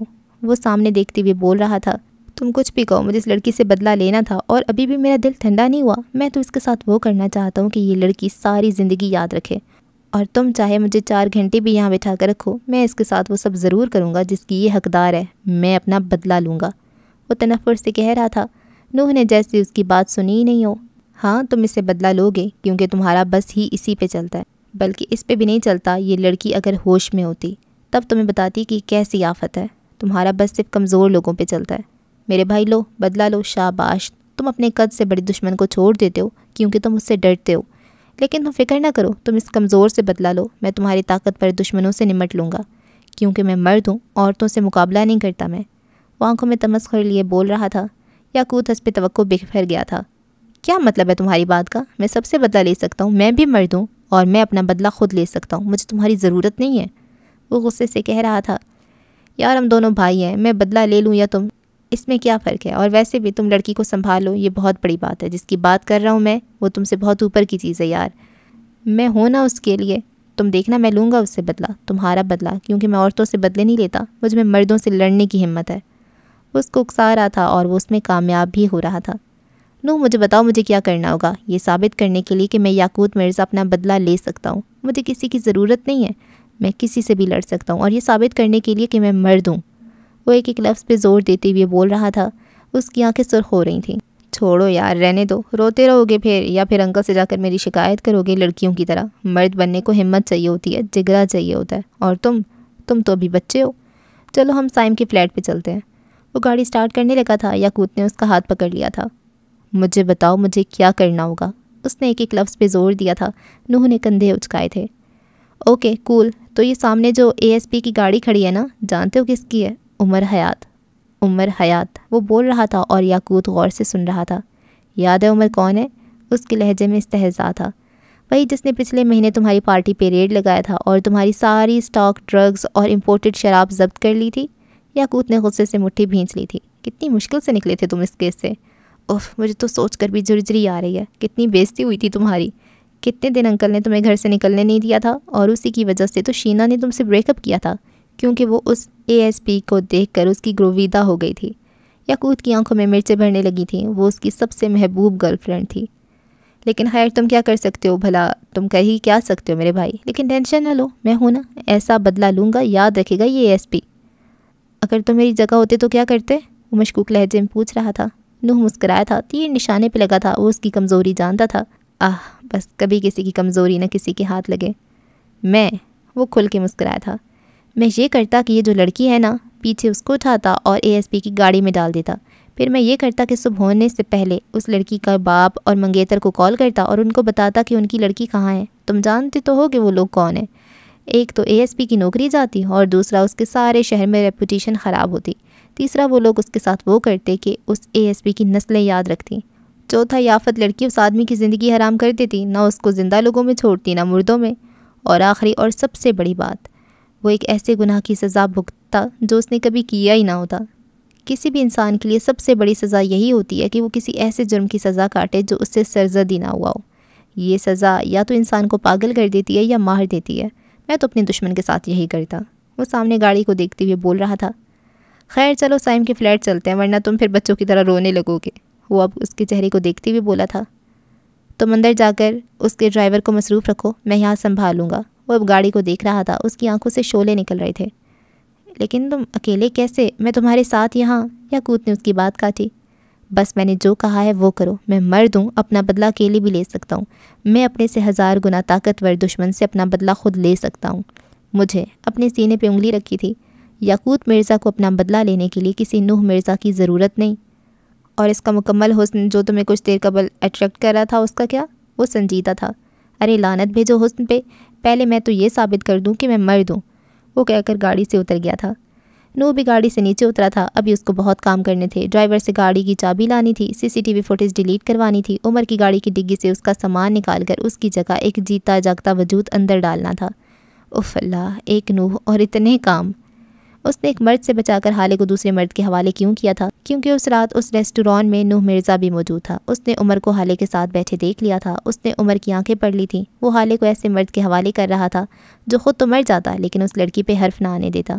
وہ حالے کو ایک جانور سے بچا کر ایک انسان کے حوالے کر رہا تھا، اس لیے نہیں کیونکہ وہ عظیم تھا، بلکہ اس لیے کیونکہ اس کے گھر میں اس کی بہن تھی۔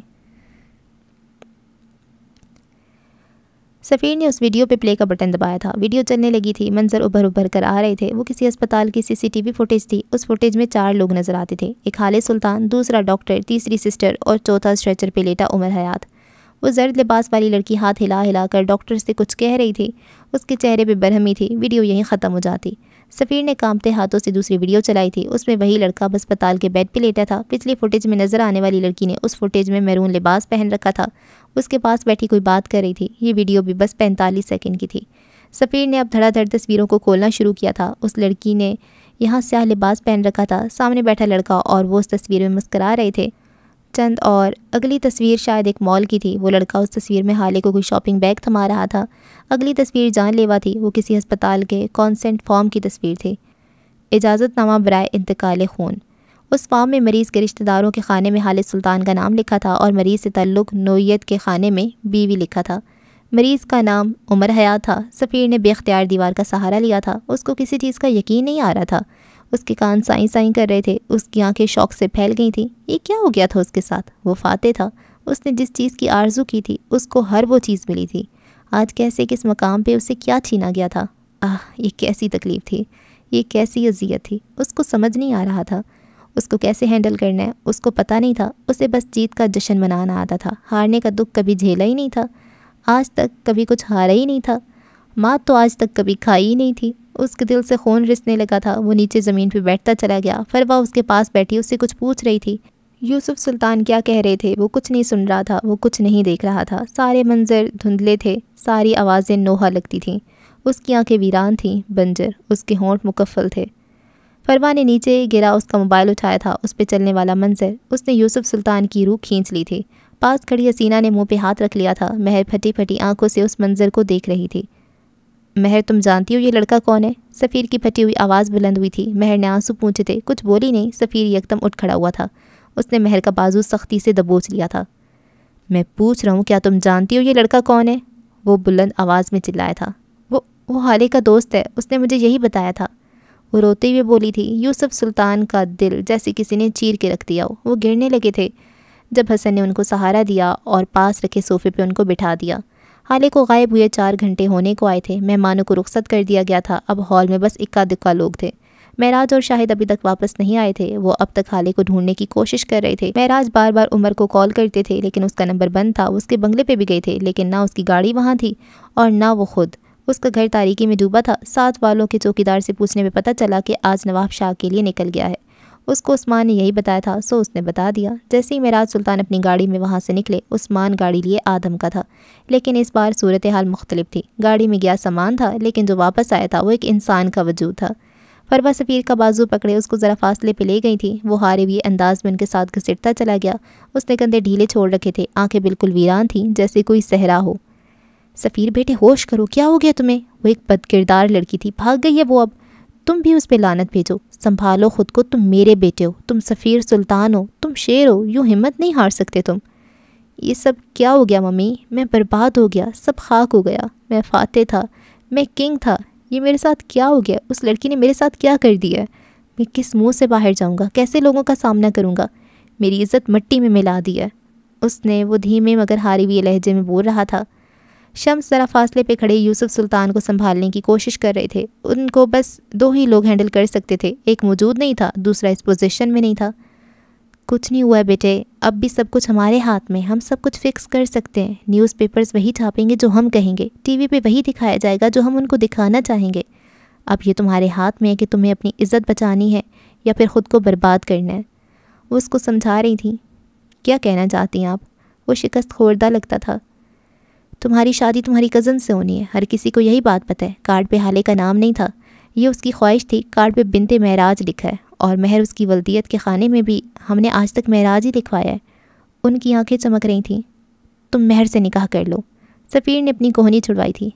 یہ نہیں ہوگا ممی، میں حالے کے علاوہ کسی اور سے شادی نہیں کروں گا، وہ سختی سے بولا تھا۔ تو کون کہتا ہے کہ تم اس سے شادی نہ کرو؟ آپ کیا کہہ رہی ہیں؟ میں کچھ سمجھ نہیں رہا، میں 2 بہنوں سے کیسے شادی کر سکتا ہوں؟ وہ بیزار ہو گیا تھا۔ وہ دونوں سگی بہنیں نہیں ہیں، وہ ایک ایک لفظ پہ زور دیتی بولی تھیں۔ تم مہر اور حالے دونوں کو اپنے نکاح میں رکھ سکتے ہو، جب تک حالے آ جائے تب تک اپنی عزت بچا لو سفیر۔ ہم نیوز چینل سے یہ کہہ دیں گے کہ جو مسنگ ہے وہ تمہاری کزن ہے، جس سے تمہاری شادی ہو رہی تھی، وہ لڑکی مہر ماں ہے۔ اسی وقت معراج اور شاہد واپس آئے تھے۔ سفیر نے مڑ کر ان کو دیکھا تھا، وہ خالی ہاتھ تھے۔ وہ واقعی آدھے مردہ لگ رہے تھے۔ گھر سے بھاگ جانے والی لڑکی گھر کے مردوں کو آدھا مار دیتی ہے، اور اس کی واپسی یا تو اس کی اپنی جان لے لیتی ہے یا اس کے گھر کے مردوں کو پورا مار دیتی ہے۔ حالے کا کچھ پتہ چلا؟ یوسف سلطان کی بے قرار سی آواز آئی تھی۔ معراج کرسی پہ دھہ سے گئے تھے، جبکہ شاہد کی آنکھیں ضبط سے سرخ تھیں۔ وہ ان کی بھانجی تھی، ان کی بہن کی پہلی اولاد۔ شہر کے سارے اشتہاری ملزم، شہر کے سارے 2 نمبر لوگ، سارے غنڈے بدماش، سب کو پکڑ کر تھانے میں بند کر دیا ہے۔ مار پیٹ، دھمکی، کیا ہے جو نہیں کر کے دیکھا؟ لیکن کوئی کچھ بتاتا ہی نہیں، کوئی کچھ جانتا ہی نہیں۔ وہ گاڑی جس میں حالے بیٹھی تھی وہ چوری کی گاڑی ہے، اس کے مالک نے 2 مہینے پہلے گاڑی کی رپورٹ درج کروا دی تھی۔ یوسف صاحب، ہم نے سب کر کے دیکھ لیا ہے، حالے نہیں ملی۔ شاید نظریں جھکائے بول رہے تھے۔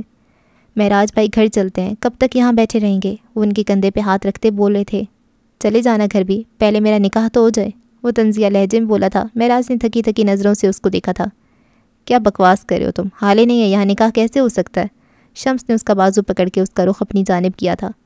کیوں؟ کیا حالے کے علاوہ کسی اور لڑکی سے نکاح نہیں ہو سکتا؟ مہر ماں سے ہوگا میرا نکاح، بلائیں قاضی کو، ابھی کے ابھی ہوگا۔ فروا کھل کے مسکرائی تھی۔ مہر نے آنسوؤں سے بھری آنکھوں سے اس کو دیکھا تھا۔ حسن نے غصے سے، معراج نے بے بسی سے، اور یوسف سلطان، وہ ہارے ہوئے تھے، ان کے پاس منع کرنے کی جرت نہیں تھی۔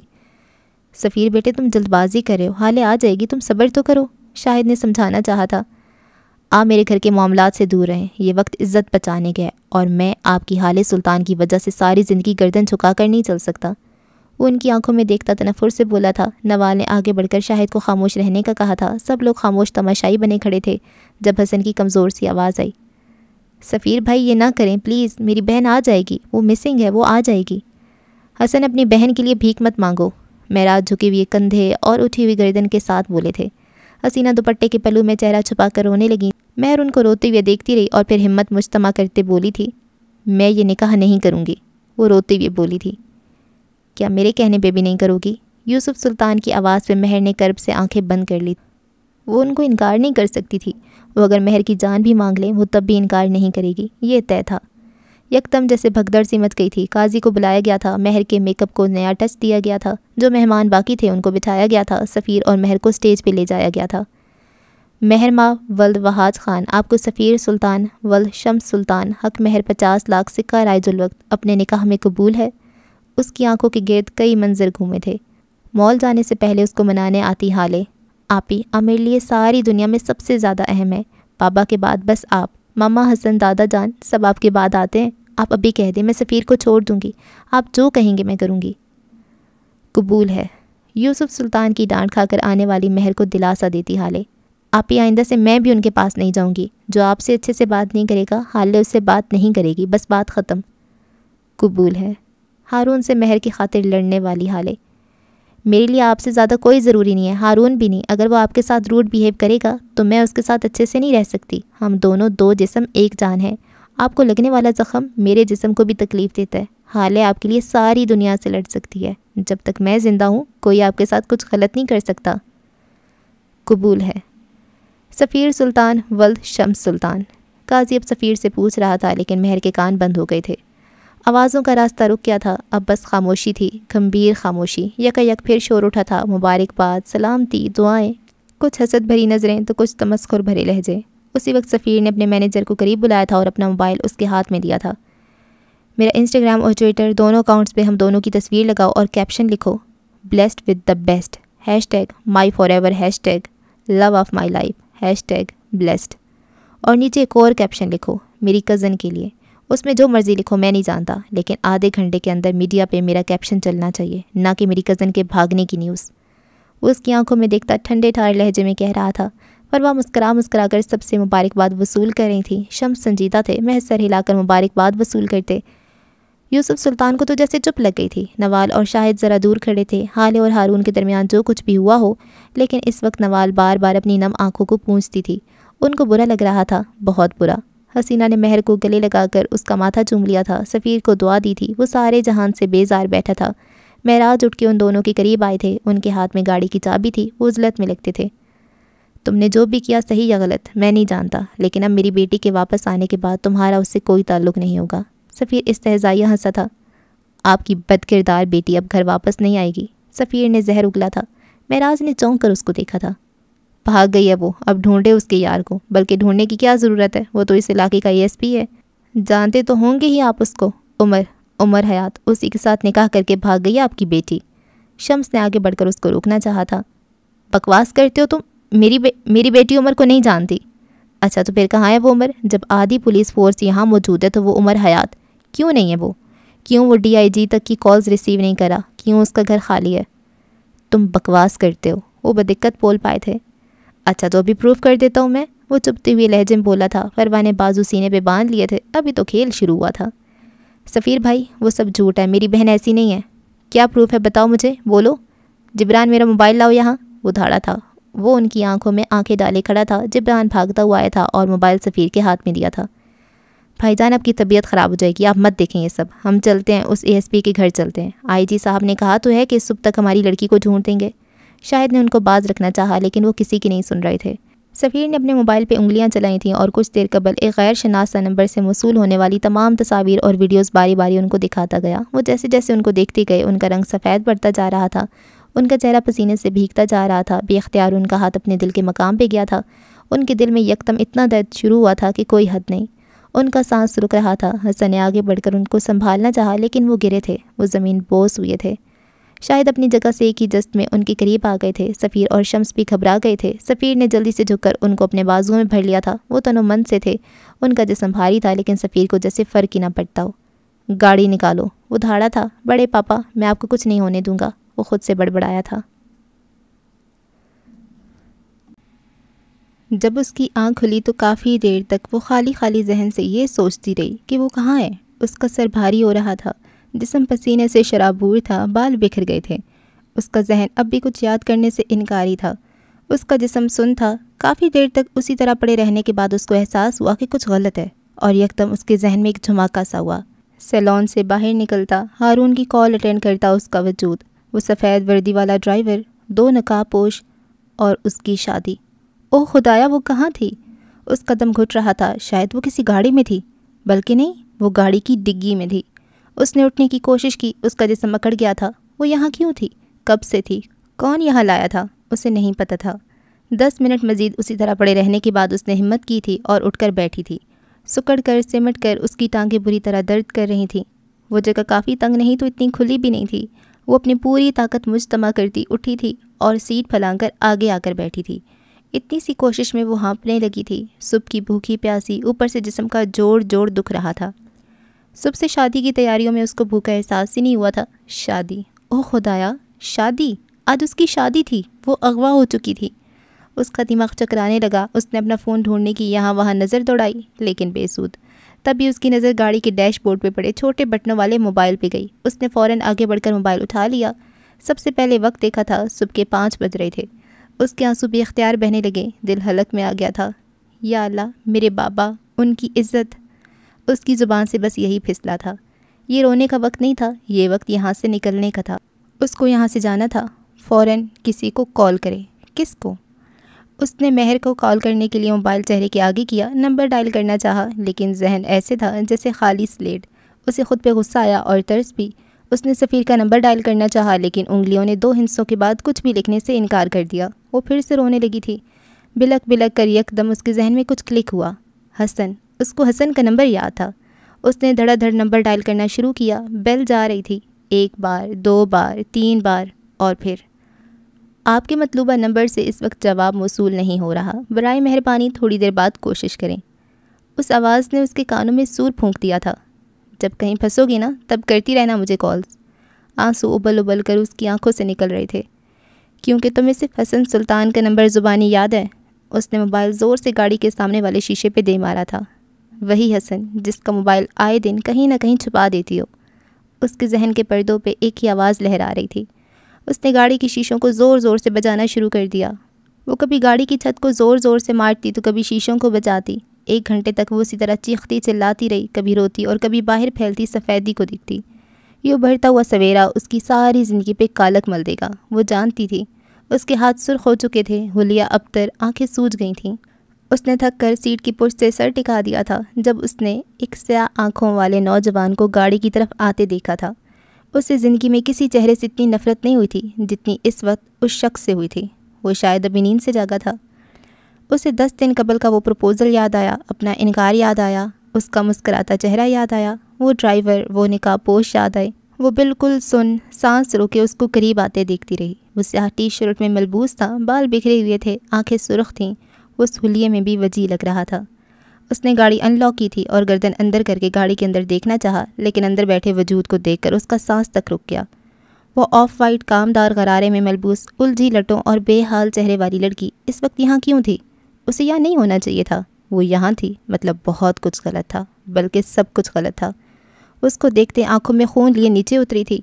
عمر اپنی جگہ سے ہلا بھی نہیں تھا۔ وہ اس کے سامنے کھڑی تھی، آنکھوں میں غضب لیے۔ آپ یہاں کیا کر رہی ہیں؟ اس نے اٹک اٹک کر پوچھا تھا۔ میری شادی کی رات تو مجھے اغوا کر کے لاتے ہو، صبح تک مجھے اپنی گاڑی میں قید رکھتے ہو، اور اب مجھ سے پوچھ رہے ہو کہ میں یہاں کیا کر رہی ہوں؟ وہ ہذیانی انداز میں چیخ رہی تھی۔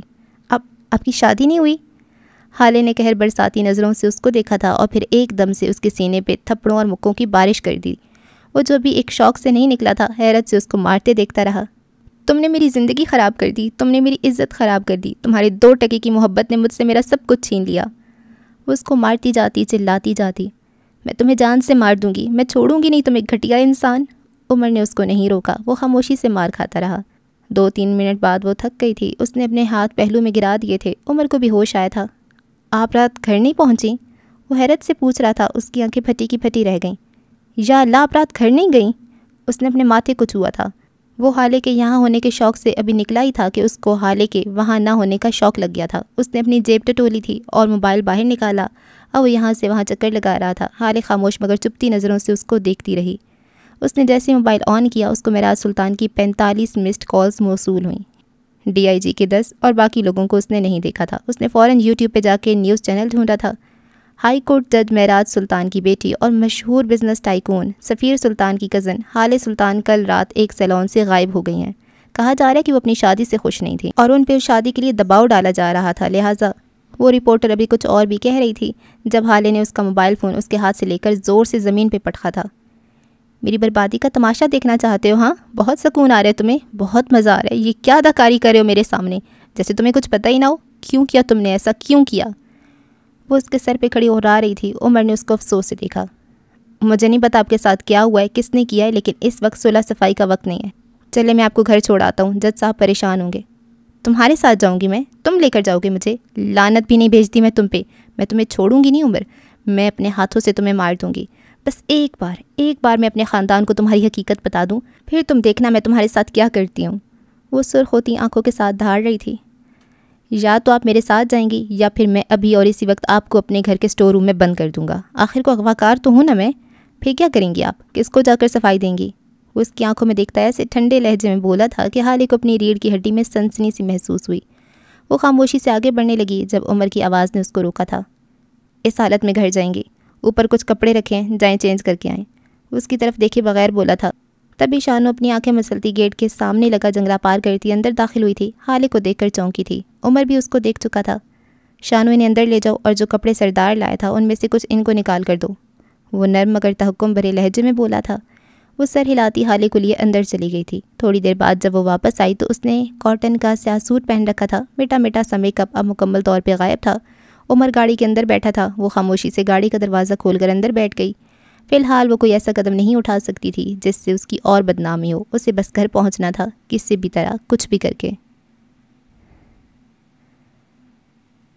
ہسپتال کا ماحول ویسا ہی تھا، دم گھٹاتا، سانس روکتا۔ معراج سلطان کو ہارٹ اٹیک ہوا تھا۔ سفیر، شمس اور شاہد حسین ساری رات ہسپتال میں ان کے ساتھ رہے تھے۔ حسن کو تھوڑی دیر پہلے گھر بھیج دیا گیا تھا۔ 10 منٹ پہلے ڈاکٹر نے معراج سلطان کو ریکور ہونے کی نوید سنائی تھی، جس سے سفیر کے اعصاب ڈھیلے پڑے تھے۔ جبکہ معراج سلطان نے ہوش میں آتی جو پہلا نام لیا تھا وہ عمر تھا۔ ان کی بار بار یہی تکرار تھی، کوئی عمر کو بلا دو، میرے عمر کو بلاؤ، میرے حالے کو وہی لا سکتا ہے، اس کو بلا دو۔ وہ ہر آتے جاتے کو یہی کہتے۔ سفیر ان کی اس تکرار سے حیران بھی تھا اور غصے میں بھی، لیکن ڈاکٹرز کے یہ کہنے پہ کہ وہ ابھی تک دوائیوں کے زیر اثر ہیں وہ خاموش ہو گیا تھا۔ شاہد نے اس کو اور شمس کو گھر جانے کو کہا تھا۔ وہ خود بھی ذرا سکون چاہتا تھا۔ تبھی شمس کو لے کر سلطان منزل کی جانب روانہ ہو گیا۔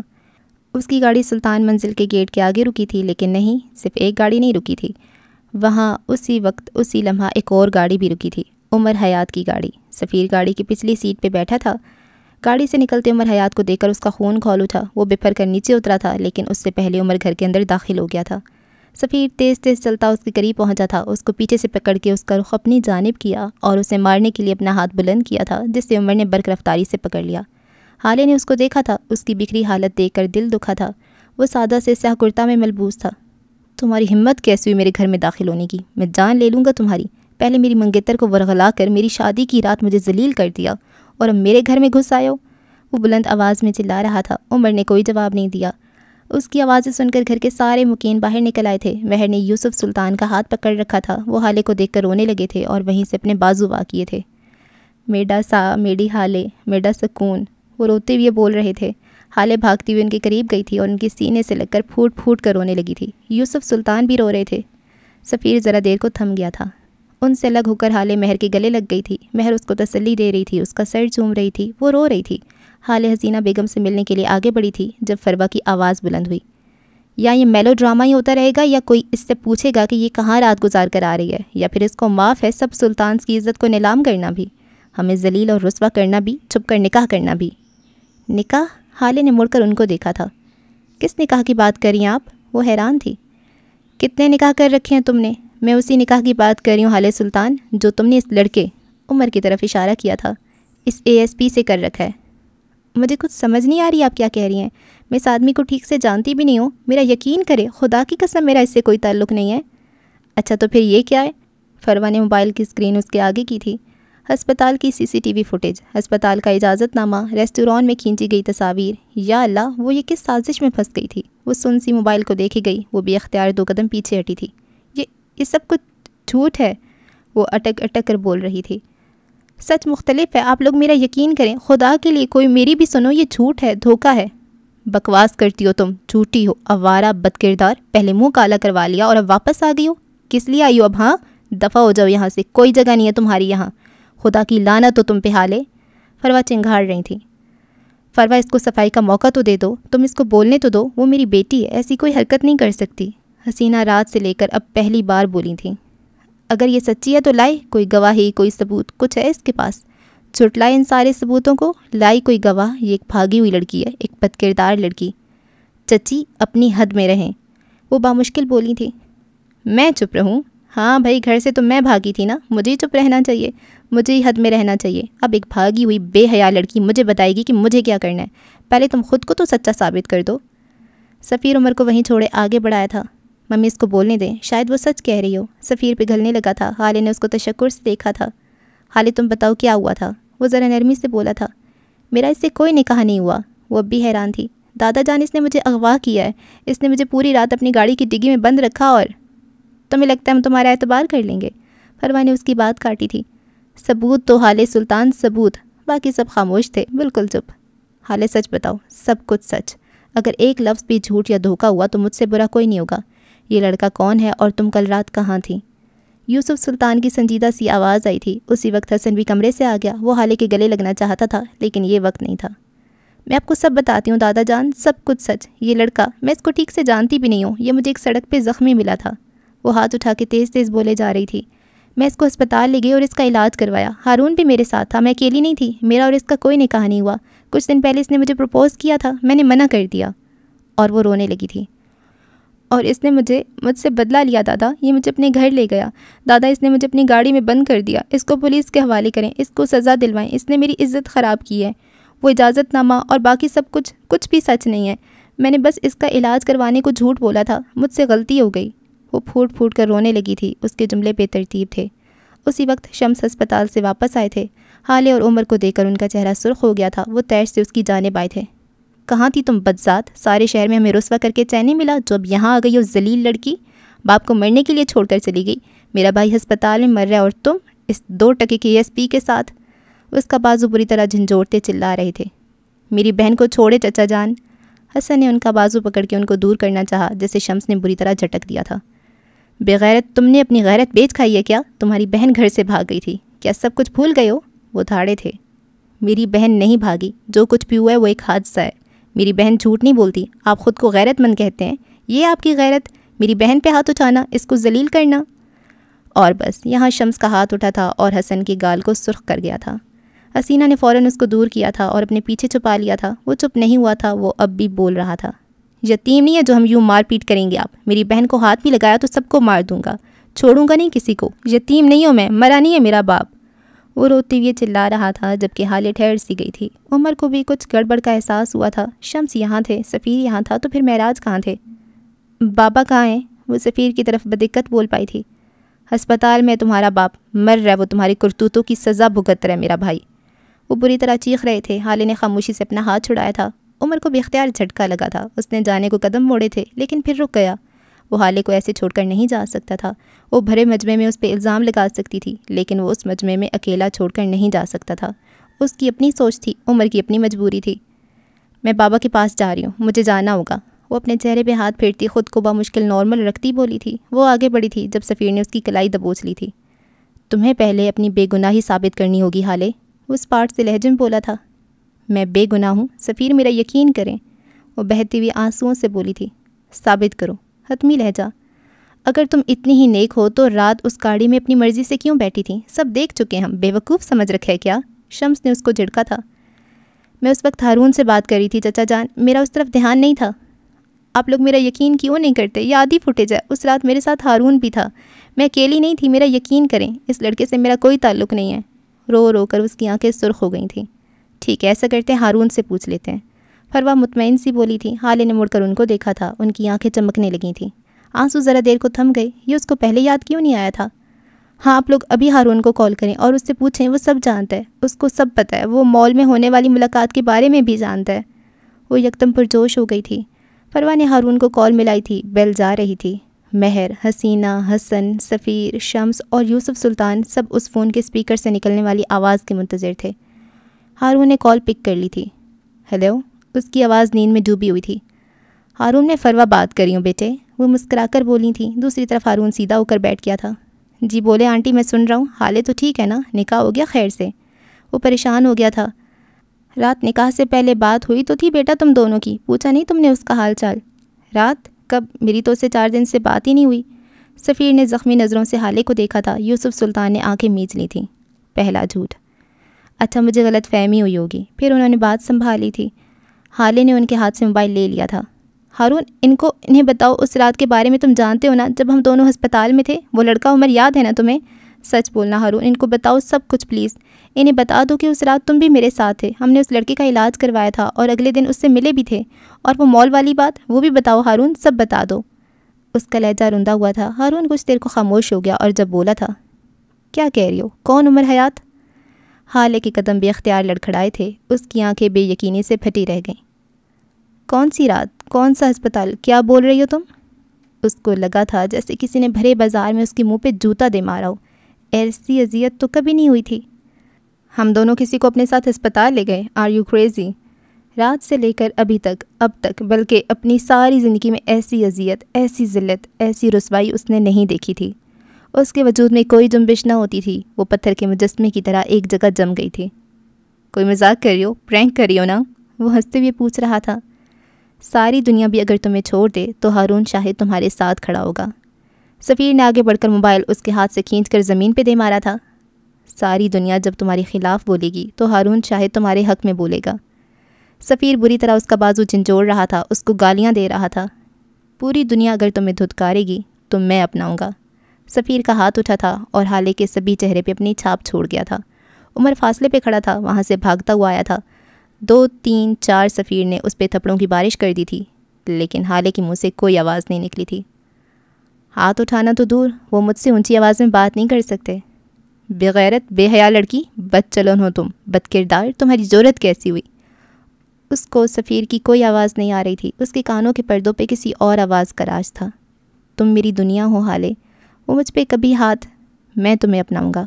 وہ مجھ پہ ہاتھ اٹھانا تو دور، آوازیں گڈ مڈ ہو رہی تھیں، چہرے مکس اپ ہو رہے تھے۔ کہ تم مجھے دھوکہ دو گھٹیا لڑکی، میں تمہیں زندہ نہیں چھوڑوں گا بے غیرت، وہ چلا رہا تھا۔ حسینہ بیگم اور حسن نے آگے بڑھ کر اس کو روکنے کی کوشش کی، لیکن سفیر نے ان کو دھکا دے کر ہٹایا تھا۔ اس کا سر بری طرح فرش پہ لگا تھا۔ حسینہ نے بھاگ کر حسن کو اٹھایا تھا۔ مہر اپنی جگہ سن کھڑی تھی، فروا کی آنکھوں میں تمسخر تھا۔ اس کے وجود میں کوئی حرکت نہیں ہوئی تھی۔ سفیر ایک بار پھر اس کو مارتا کہ عمر نے اس کا ہاتھ روک لیا تھا۔ وہ اس کے ہاتھ کو اس کی پشت پہ لے گیا تھا اور زور سے مروڑا تھا۔ یوسف سلطان وہاں سے آواز لگا رہے تھے، سفیر چھوڑ دو، اس کو ہاتھ مت لگاؤ۔ وہ کمزور تھے، نحیف تھے، یہاں ان کا بس نہیں چلتا تھا۔ وہ چیخ رہا تھا، چلا رہا تھا، حالے کو گالیاں دے رہا تھا۔ حسینہ اور مہر اب فرش پہ گری حالے کو اٹھا رہے تھے۔ ایک لفظ اور نہیں ورنہ یہیں کھوپڑی کھول دوں گا۔ عمر غرایا تھا، اگر دوبارہ اس پہ ہاتھ اٹھایا تو یہ ہاتھ جڑ سے اکھاڑ دوں گا، نامرد کہیں کا۔ اس نے حقارت سے زمین پہ تھوکا تھا۔ شمس نے سفیر کو اس سے چھڑوانے کی کوشش کی تھی، جسے عمر نے خود ہی کامیاب کر دیا۔ اس نے سفیر کو دھکا دے کر دور ہٹایا اور خود حالے کے نزدیک زمین پہ بیٹھ گیا۔ آپ ٹھیک ہیں؟ آپ کو لگی تو نہیں زیادہ؟ وہ اس کے پاس بیٹھا فکر مندی سے پوچھ رہا تھا۔ حالے کو اس کی آواز نہیں آ رہی تھی، اس کو بس ایک ہی آواز آ رہی تھی، پوری دنیا بھی اگر تمہیں چھوڑ دے تو ہارون شاہد وہ واحد شخص ہوگا جو تمہارے ساتھ کھڑا ہوگا۔ اس کی آنکھوں کی پتلیوں میں کوئی حرکت نہیں ہو رہی تھی، بے یقینی تھی۔ شمس نے آگے بڑھ کر عمر کو اٹھایا تھا۔ نکل جاؤ ہمارے گھر سے اور اپنی اس بے حیا بیوی کو بھی لے جاؤ، دفع ہو جاؤ دونوں، تمہاری شکل نہیں دیکھنا چاہتا میں، جاؤ یہاں سے۔ وہ اس کے سامنے کھڑے دھاڑ رہے تھے۔ حسن اب حالے کو اٹھا رہا تھا، اس کا دوپٹہ اس کے کندھوں کے گرد پھیلا رہا تھا۔ حالے ساکت سی کھڑی تھی، اسے سفیر کی بھاری ہاتھ کے تھپڑ بھی ہوش میں نہیں لا سکے تھے۔ ہارون شاہد اس کو چھوڑ سکتا ہے، یہ خیال ہی اس کی روح کھینچ رہا تھا۔ حالے تم چلی جاؤ، اس لڑکی کے ساتھ چلی جاؤ، جب تم نے اس کے ساتھ نکاح کر لیا تو اس کے ساتھ چلی جاؤ، یہاں رہ کر تمہیں کچھ نہیں ملے گا۔ حسینہ اس کے چہرے کو ہاتھوں میں لیے بول رہی تھی۔ حالے کی بے یقینی ٹوٹی تھی، اب اس کی آنکھوں میں غم تھا، درد تھا، تکلیف تھی۔ میں کیوں منجا؟ میرا کوئی قصور نہیں، اے میرے بابا کو سڑوئے سب ان عمر نے کیتا ہے، کوئی میری بھی سنو، میں بے قصور ہاں۔ وہ اپنے بال نوچ رہی تھی، پاگلوں کی طرح چلا چلا کر بول رہی تھی۔ اس کے آنسو پھر سے بہنے لگے تھے۔ میں تیری دھی ہاں اماں، تیرا خون ہاں، کیوں منجا میں کدے منجا؟ مینڈا تسا کے علاوہ کوئی نہیں، میرا اعتبار کرو، میں بے گناہ ہاں، اللہ اللہ میں بے قصور ہاں۔ وہ اب اپنے چہرے پہ زور زور سے تھپڑ مارے جا رہی تھی۔ حسن نے اس کے ہاتھ ہٹانے کی کوشش کی، لیکن وہ کسی کو نہیں دیکھ رہی تھی۔ ہارون کوڑا ہے، چچی کوڑی ہے، میں سچ گلیندی پیاں، بیٹا یقین کرو۔ وہ روتے ہوئے نیچے زمین پہ بیٹھ گئی تھی۔ حسن نے اس کو گلے سے لگا لیا تھا۔ یوسف سلطان پتھرائی ہوئی آنکھوں سے اس کو دیکھ رہے تھے، وہ پھوٹ پھوٹ کر رو رہی تھی۔ حسن اس کو تھپک رہا تھا۔ شمس نے آگے آ کر حسن کو اس سے دور ہٹایا تھا اور حالے کو بازو سے پکڑ لیا تھا۔ فروا بھی ان کے ساتھ تھی، انہوں نے حالے کا دوسرا بازو پکڑا تھا۔ سفیر بیزاری سے یہ منظر دیکھ رہا تھا، اس کی آنکھوں میں تیش تھا۔ مہر بے آواز روئے جا رہی تھی۔ عمر نے ان کے قریب آ کر حالے کا ہاتھ چھڑوایا تھا۔ اسی وقت فروا نے آگے بڑھ کر کھینچ کر حالے کو تھپڑ دے مارا تھا۔ وہ دوسرا تھپڑ مارتی کہ عمر ان کے اور حالے کے بیچ دیوار بن کر کھڑا ہو گیا۔ فروا کا اٹھتا ہاتھ اس نے روک لیا تھا۔ شمس بپھر ہی تو گئے تھے، تم ہوتے کون ہمارے گھر کے معاملات میں بولنے والے گھٹیا انسان، دفع ہو جاؤ میرے گھر سے۔ میں وہی ہوتا ہوں جس کی آپ سب نے صبح سے رٹ لگا رکھی ہے، شوہر۔ یہی لگتا نا آپ سب کو؟ پھر ٹھیک ہے، یہی ہوں میں، اور اگر اب کسی نے ہاتھ اٹھانا تو دور، ایسا سوچنے کی کوشش بھی کی تو میں کسی کا لحاظ نہیں کروں گا۔ وہ سنجیدگی سے بول رہا تھا جب حسینہ نے ہالے کا رخ اپنی جانب کیا۔ چلی جاؤ ہالے، خدا کے لیے چلی جاؤ اپنے شوہر کے ساتھ۔ اگر تم یہاں رہی تو تمہارا بھی گھر خراب ہو جائے گا اور تمہاری بہن کا بھی۔ سفیر اور مہر کا نکاح ہو گیا کل رات، اپنی بہن کا گھر خراب نہ کرو، چلی جاؤ ہالے۔ وہ روتے ہوئے اس کی منت کر رہی تھی۔ ہالے کے دل کو دھکا سا لگا تھا۔ سفیر اور مہر کا نکاح؟ وہ بے یقینی سے بڑبڑائی تھی۔ ہاں بیٹی، رات ان دونوں کا نکاح ہو گیا، اور تم تو پہلے ہی اس سے نکاح کر چکی ہو۔ تم یہاں سے چلی جاؤ، اپنے بابا کے پاس جاؤ، ان کے ساتھ بے شک واپس آ جانا، لیکن ابھی جاؤ پلیز۔ سب لوگ ان ماں بیٹی کو سن رہے تھے، مہر گیلی آنکھوں سے، سفیر نفرت سے، فروا مطمئن اور شمس چبھتی نظروں سے۔ ایک یوسف سلطان تھے جو ابھی تک اس شوق سے نہیں نکلے تھے، ان کے سامنے سفیر نے ہالے پہ ہاتھ اٹھایا۔ ہالے نے نفی میں سر ہلایا تھا۔ نہیں جاؤں گی، کہیں بھی نہیں جاؤں گی، جب تک میں بے گناہ ثابت نہیں ہو جاتی کہیں بھی نہیں جاؤں گی۔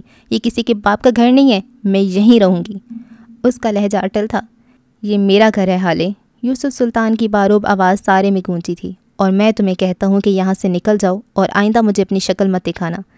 تمہاری بس شکل ہی نگین پہ چلی گئی ہے، تم اس کے جیسا کردار نہ لا سکی، چلی جاؤ۔ وہ کہہ کر رکے نہیں تھے، لمبے لمبے ڈگ بھرتے اس منظر سے غائب ہو گئے تھے۔ حالے کی ساری دنیا برف ہو گئی تھی، ٹھنڈی یخ۔ عمر افسوس سے اس کو دیکھتا رہا اور پھر اس کا ہاتھ پکڑ لیا۔ پہلی دفعہ، پہلا لمس، اس کا ہاتھ پکڑے اس کو وہاں سے لے جا رہا تھا۔ حسن اس کے پیچھے گیا تھا۔ باہر آ کر عمر نے اس کا ہاتھ چھوڑ دیا تھا۔ وہ ہلی تک نہیں تھی، اس کا پورا جسم کانپ رہا تھا۔ صدمہ، درد، تکلیف، پچھتاوا، دکھ، غصہ، بے بسی، کیا تھا جو اس وقت اس کو محسوس نہیں ہو رہا تھا؟ میں تمہارے ساتھ جاؤں گا، حسن اس کے قریب آ کر بولا تھا۔ حالے نے اس کو دیکھا تھا۔ یہ اس کا وہ بھائی تھا جو ہمیشہ اس سے لڑتا تھا، جو اس کی ذرا سی غلطی بھی اپنے ماں باپ سے چھپاتا نہیں تھا کہ اس کو ڈانٹ پڑوانے کا موقع ہاتھ سے نہ چلا جائے۔ یہ اس کی چاکلیٹ کھا جاتا تھا، یہ اس کا چارجر چھپا دیتا تھا، اس کے پیسے چوری کر لیتا تھا، اس کو زج کرتا تھا، اس کے بنائے کھانے میں نقص نکالتا تھا، اس کے بنے ہوئے بال بگاڑ دیتا تھا، اس کی برتھ ڈے کے آدھے تحفے خود رکھ لیتا تھا۔ لیکن یہ وہ تھا جس نے آج اس کے لیے تھپڑ کھائے، اس کا یقین کیا، اس سے کوئی صفائی نہیں مانگی، اس کو گلے لگایا۔ وہ جب گری تو اس کو اٹھایا، وہ جب روئی تو چپ کروایا، اس کے لیے لڑا، اس کا محافظ بنا۔ یہ کیسا پیار ہوتا ہے بہن بھائیوں کا؟ وہ خود تو آپ کو اتنا تنگ کرتے ہیں کہ آپ رونے لگ جاؤ، لیکن یہی آنسو اگر کسی دوسرے کی وجہ سے نکلیں تو یہی بہن بھائی ان کو چیرنے کے لیے آ جاتے ہیں۔ تم اماں کے ساتھ رہو، بچوں کے ساتھ رہو اور دادا جان کا خیال رکھو کہ میں بابا کو لے کر آؤں گی، پھر ہم یہاں سے چلے جائیں گے بہت دور، ہم ساری فیملی، لیکن اس وقت تمہیں یہاں رہنا ہوگا، تم سمجھ رہے ہو نا؟ وہ نم آنکھوں سے اس کو سمجھا رہی تھی۔ عمر پاس ہی کھڑا تھا، وہ روتے ہوئے مسلسل نفی میں سر ہلا رہا تھا۔ حالے نے اس کے چہرے کو ہاتھوں کے پیالوں میں بھر لیا تھا۔ میں بہت جلد واپس آؤں گی حسن، تو میرا انتظار کرنا، میں سب کچھ فکس کر لوں گی، میں بابا کو لے کر آؤں گی، پلیز تم اس وقت مجھے سمجھنے کی کوشش کرو، مجھے جانے دو۔ وہ بے بسی سے رو دی تھی۔ آئی ایم سوری حالے، آئی ایم سوری، میں اس وقت تمہارے ساتھ ہوتا تو یہ سب نہ ہوتا، آئی ایم سوری، مجھے جانا چاہیے تھا، میں تمہارا بھائی تھا، میں تمہارے لیے کچھ نہیں کر سکا، لعنت ہو مجھ پہ، لعنت۔ حسن حسن حسن لسن ٹو می۔ حالے نے اس کا جھکا ہوا چہرہ اوپر کیا تھا۔ ان چیزوں کا وقت نہیں ہے، مجھے کمزور مت کرو، اس وقت بابا امپورٹنٹ ہے، جو کچھ ہوا ہم اس کو بدل نہیں سکتے، تم اندر اماں کے پاس جاؤ اور مجھے ہسپتال جانے دو، یہ میرا حکم ہے۔ وہ تحکم سے بولی تھی۔ ساتھ ذرا سے فاصلے پہ کھڑے بخش کو اشارے سے قریب بلایا تھا۔ وہ نم آنکھیں لیے قریب آ گیا۔ بخش میری بات سنو، تم حسن کا خیال رکھو گے، کچھ بھی غلط ہو تو بس مجھے کال کرنا، اوکے؟ بی بی آپ کا موبائل تو نہیں ہے آپ کے پاس؟ اور یہ جوتا؟ اس نے حالے کے پیر کی جانب اشارہ کیا۔ یہ تو پھٹ گیا ہے۔ وہ رونا بھول کر حیرت سے بولا تھا۔ آپ 2 منٹ رک جائیں، میں بھی آتا ہوں۔ وہ اس کی سنے بغیر سرونٹ کوارٹر کی طرف بھاگا تھا اور پھر 2 منٹ بعد پھولی ہوئی سانسوں کے ساتھ واپس آیا تھا۔ اس کے ہاتھ میں زرد رنگ کی ہیلز تھیں، یہ اس نے اپنی گاؤں میں رہنے والی منگیتر کے لیے خریدی تھیں۔ حالے نے خاموشی سے اس سے وہ ہیلز لے لی تھیں۔ عمر نے گاڑی ان لاک کی تھی، وہ اس کے ساتھ فرنٹ سیٹ پہ بیٹھ گئی تھی۔ کیوں بیٹھی تھی یہ فی الحال وہ خود بھی نہیں جانتی تھی۔ عمر نے گاڑی سٹارٹ کی تھی اور کچھ ہی لمحوں بعد وہ بخش اور حسن کی نظروں سے اوجھل ہو گئے تھے۔ حسن بھائی اگر حالات نارمل ہوتے تو ان کی جوڑی کتنی اچھی لگتی نا، بخش بے دہانی میں کہہ گیا تھا۔ حسن نے کوئی جواب نہیں دیا، ایسا پہلی بار ہوا تھا، حالات واقعی نارمل نہیں تھے۔ اچھا، اس ایپیسوڈ کو یہاں پہ روکتے ہیں اور میں اپنے آنسو بھی روک لوں۔ اللہ جی کتنا ایموشنل ڈرامہ تھا یار، کیا ہو گیا اتنا سب کچھ، اتنی بڑی سازش، یہ فروا کتنی کمینی عورت ہے، ساری اس نے ہمیشہ حالے کا نا تعاقب کروایا، جہاں جہاں وہ کسی لڑکے سے ملی اس کی پکچرز لی، اور پھر جب ہسپتال میں بھی اس اور نرس نے کہا تو تب وہ دوبارہ گئی ہوگی، وہ سارا اس نے وہ جو اجازت نامہ ہوگا اس کی پکچرز لی ہوں گی. اور ہارون ایسا کیسے کر سکتا ہے؟ ہارون بھی فروا کی باتوں میں آگے. اللہ. اور حسن، ہائے حسن تم کتنے اچھے ہو. اور سلطان صاحب، کیا نام تھا وہ، سلطان ہی نام تھا نا، یوسف سلطان، ہاں، وہ کیسے ایسے کر سکتے ہیں یار؟ یہ تو دیکھیں کچھ سوچ سینس بنائے نا. وہ لڑکی اپنی خوشی سے مرضی سے شادی کری تھی، وہ کیوں بھاگے گی؟ وہ جب سب کہہ رہی ہے، پھر وہی بات کہ اس کے جھوٹ نکل کے آ رہے ہیں کہ وہ بندہ کون ہے، اور ہارون نے بھی جھوٹ بول دیا. کچھ سمجھ نہیں آ رہی. لیکن کتنا گھٹیا ہے نا سفیر، کہ تم بغیرت ہو، تم نے میرے ایسا کیا ویسا کیا. یار کچھ سمجھ نہیں آ رہی. اور حسن نے سچی میری آنکھوں میں آنسو آ گئے ہیں. بہت رلایا حسن نے مجھے. اچھا مجھے نا یہ جو بہن بھائی والا پیار ہوتا ہے اور اماں ابا والا پیار ہوتا ہے نا، یہ مجھے اتنا کوئی لگتا ہے زور کا. پھر یہ ایسی جو ہوتی ہیں نا لائنز ایموشنل، مجھے بہت زیادہ ایموشنل کر دیتی ہیں. اچھا یہ جو ڈائلاگز ہوتے ہیں نا ہیرو ہیروئنس والے، یہ ایک دوسرے کے لیے مر کھپ جائے مجھے اتنا فرق نہیں پڑتا، لیکن ایک بھائی کے آنکھوں میں ایک آنسو آ جائے، میرے آنسو پہ آنسو آنے لگ جاتے ہیں. میں بہت ایموشنل ہوں فیملی کے لیے، بہت زیادہ. اور یہاں پہ حسن کتنا اس کا اعتبار کرتا ہے. اچھا مجھے اپنا بھائی یاد آنے لگ گیا ہے، میرا بھائی عبدل. وہ فی الحال میرے پاس نہیں ہے، دبئی ہوتا ہے. مجھے بہت یاد آ رہا ہے میرا موٹو بھائی. آئے گا انشاءاللہ جلدی. تو جو بہن بھائی ہوتے ہیں نا وہ ایسے ہی ہوتے ہیں. وہ آپ کا ساتھ دیتے ہیں، لیکن ٹائم کے ساتھ ساتھ وہ بھی خیر بدل جاتے ہیں، لیکن جب تک نہیں بدلتے تب تک تو بڑے پیارے رشتے ہوتے ہیں. اللہ نے کتنے پیارے رشتے بنائے نا، ان کے دل میں کتنی محبت آپ کے لیے ڈالی ہے. وہ کچھ بھی کر جاتے ہیں آپ کے لیے. مطلب ایک لمٹ. اب حسن وہ چھوٹا بچہ ہے، فرسٹ ایئر میں کہ سیکنڈ ایئر میں، وہ اتنا بڑا تو نہیں ہے نا کہ اپنے بڑے چچا، اپنے کزن، وہ جو اتنا بڑا اس کا کزن ہے اس سے وہ لڑ بھڑ جائے. اور حالات بھی ایسے ہی تھے. تو مطلب سارے کے سارے حالات ایسے بنے نا کہ ہارون دور چلا گیا اور عمر نے موبائل آف کر کے سو گیا، اور اس کی گاڑی کے پاس ہی پھر نوح مرزا اور وہ مل گئے. لیکن ایٹ دا اینڈ ناول کا نام ہی وقت ہے، تو وقت میں یہی لکھا تھا. اور اب ہمارے عمر اور عالیہ کی سچی والی شادی ہو جائے گی، یہ اور سفیر سے اور گھٹیا ہارون سے جان چھوٹے گی. ہارون کیسے، ہارون ایسے کر سکتا ہے؟ وہ تو بڑے ڈائلاگز مارتا تھا. کیا خاک اس نے رنگ لگایا ہے، یہ ہیل کر رہا ہے وہ خود کو، کمینہ. یا پھر وہ سفیر سے شاید بدلہ لے رہا ہے کہ سفیر سے نہ شادی ہو اور جو مرضی ہو جائے عالیہ کے ساتھ. واہ بھائی واہ. ہارون کا بھی اس کو بہت دکھ ہو رہا تھا کہ یہ ہارون ایسا میرے ساتھ کر سکتا ہے. ساری پھر یار ڈائلاگ بازی ہوتی ہے کہ ساری دنیا تمہارے خلاف ہو جائے، میں تمہارے ساتھ کھڑا ہوں گا. نہیں، کوئی نہیں ہوتا، صرف آپ کے سگے ہی ہوتے ہیں. اور اچھا یہ جو ہوتا ہے نا کہ لڑکی کڈنیپ ہو جاتی ہے تو اس کی زندگی برباد ہو جاتی ہے، میں ہمیشہ سوچتی تھی کیسے برباد ہو جاتی ہے. اس کی فیملی اس کا تو یقین کرتی ہوگی نا. میں نے بہت سے ناولس پڑھے، لیکن وہ غریب فیملیاں ہوتی تھی مطلب نا، تو ان کے لیے تو بڑی وہ ہوتی تھی، مطلب اتنے ایجوکیٹڈ نہیں ہوتے تھے نا، تو وہ اس کو بڑی انا کا مسئلہ بنا لیتے تھے اور لڑکی کو پھر ایکسیپٹ نہیں کرتے تھے. لیکن ایسی فیملی جو حالے پہ جان دیتی ہے، اس کا بھائی، اس کا دادا، اس کی اماں، ساری اس پہ جان دیتے ہیں، اور وہ اتنی مطلب ہے اچھی لڑکی ہے، اور سب اس کے خلاف ہو گئے ایک چھوٹی سی سازش پہ، ایک چھوٹی سی سازش، اور سب کی عقل پہ پردے پڑ گئے. عجیب. اب یہ بات ہے کہ نیکسٹ ایپیسوڈ میں وہ اپنے ابا کے پاس جائے اور اس کا ابا اس کا یقین کرے. اس کا ابا جج ہے یار، وہ تو صحیح فیصلہ لے گا انشاءاللہ. دیکھتے ہیں کیا ہوتا ہے. لیکن ثبوتوں پہ اگر وہ بھی آ گیا تو پھر وہ بھی جائے گا. ثبوت ہر چیز کا نہیں ہوتا، کچھ چیزوں پہ اعتبار کرنا پڑتا ہے. خیر دیکھتے ہیں نیکسٹ ایپیسوڈ میں کیا ہوتا ہے نا. دعا میں یاد رکھیں. اللہ حافظ.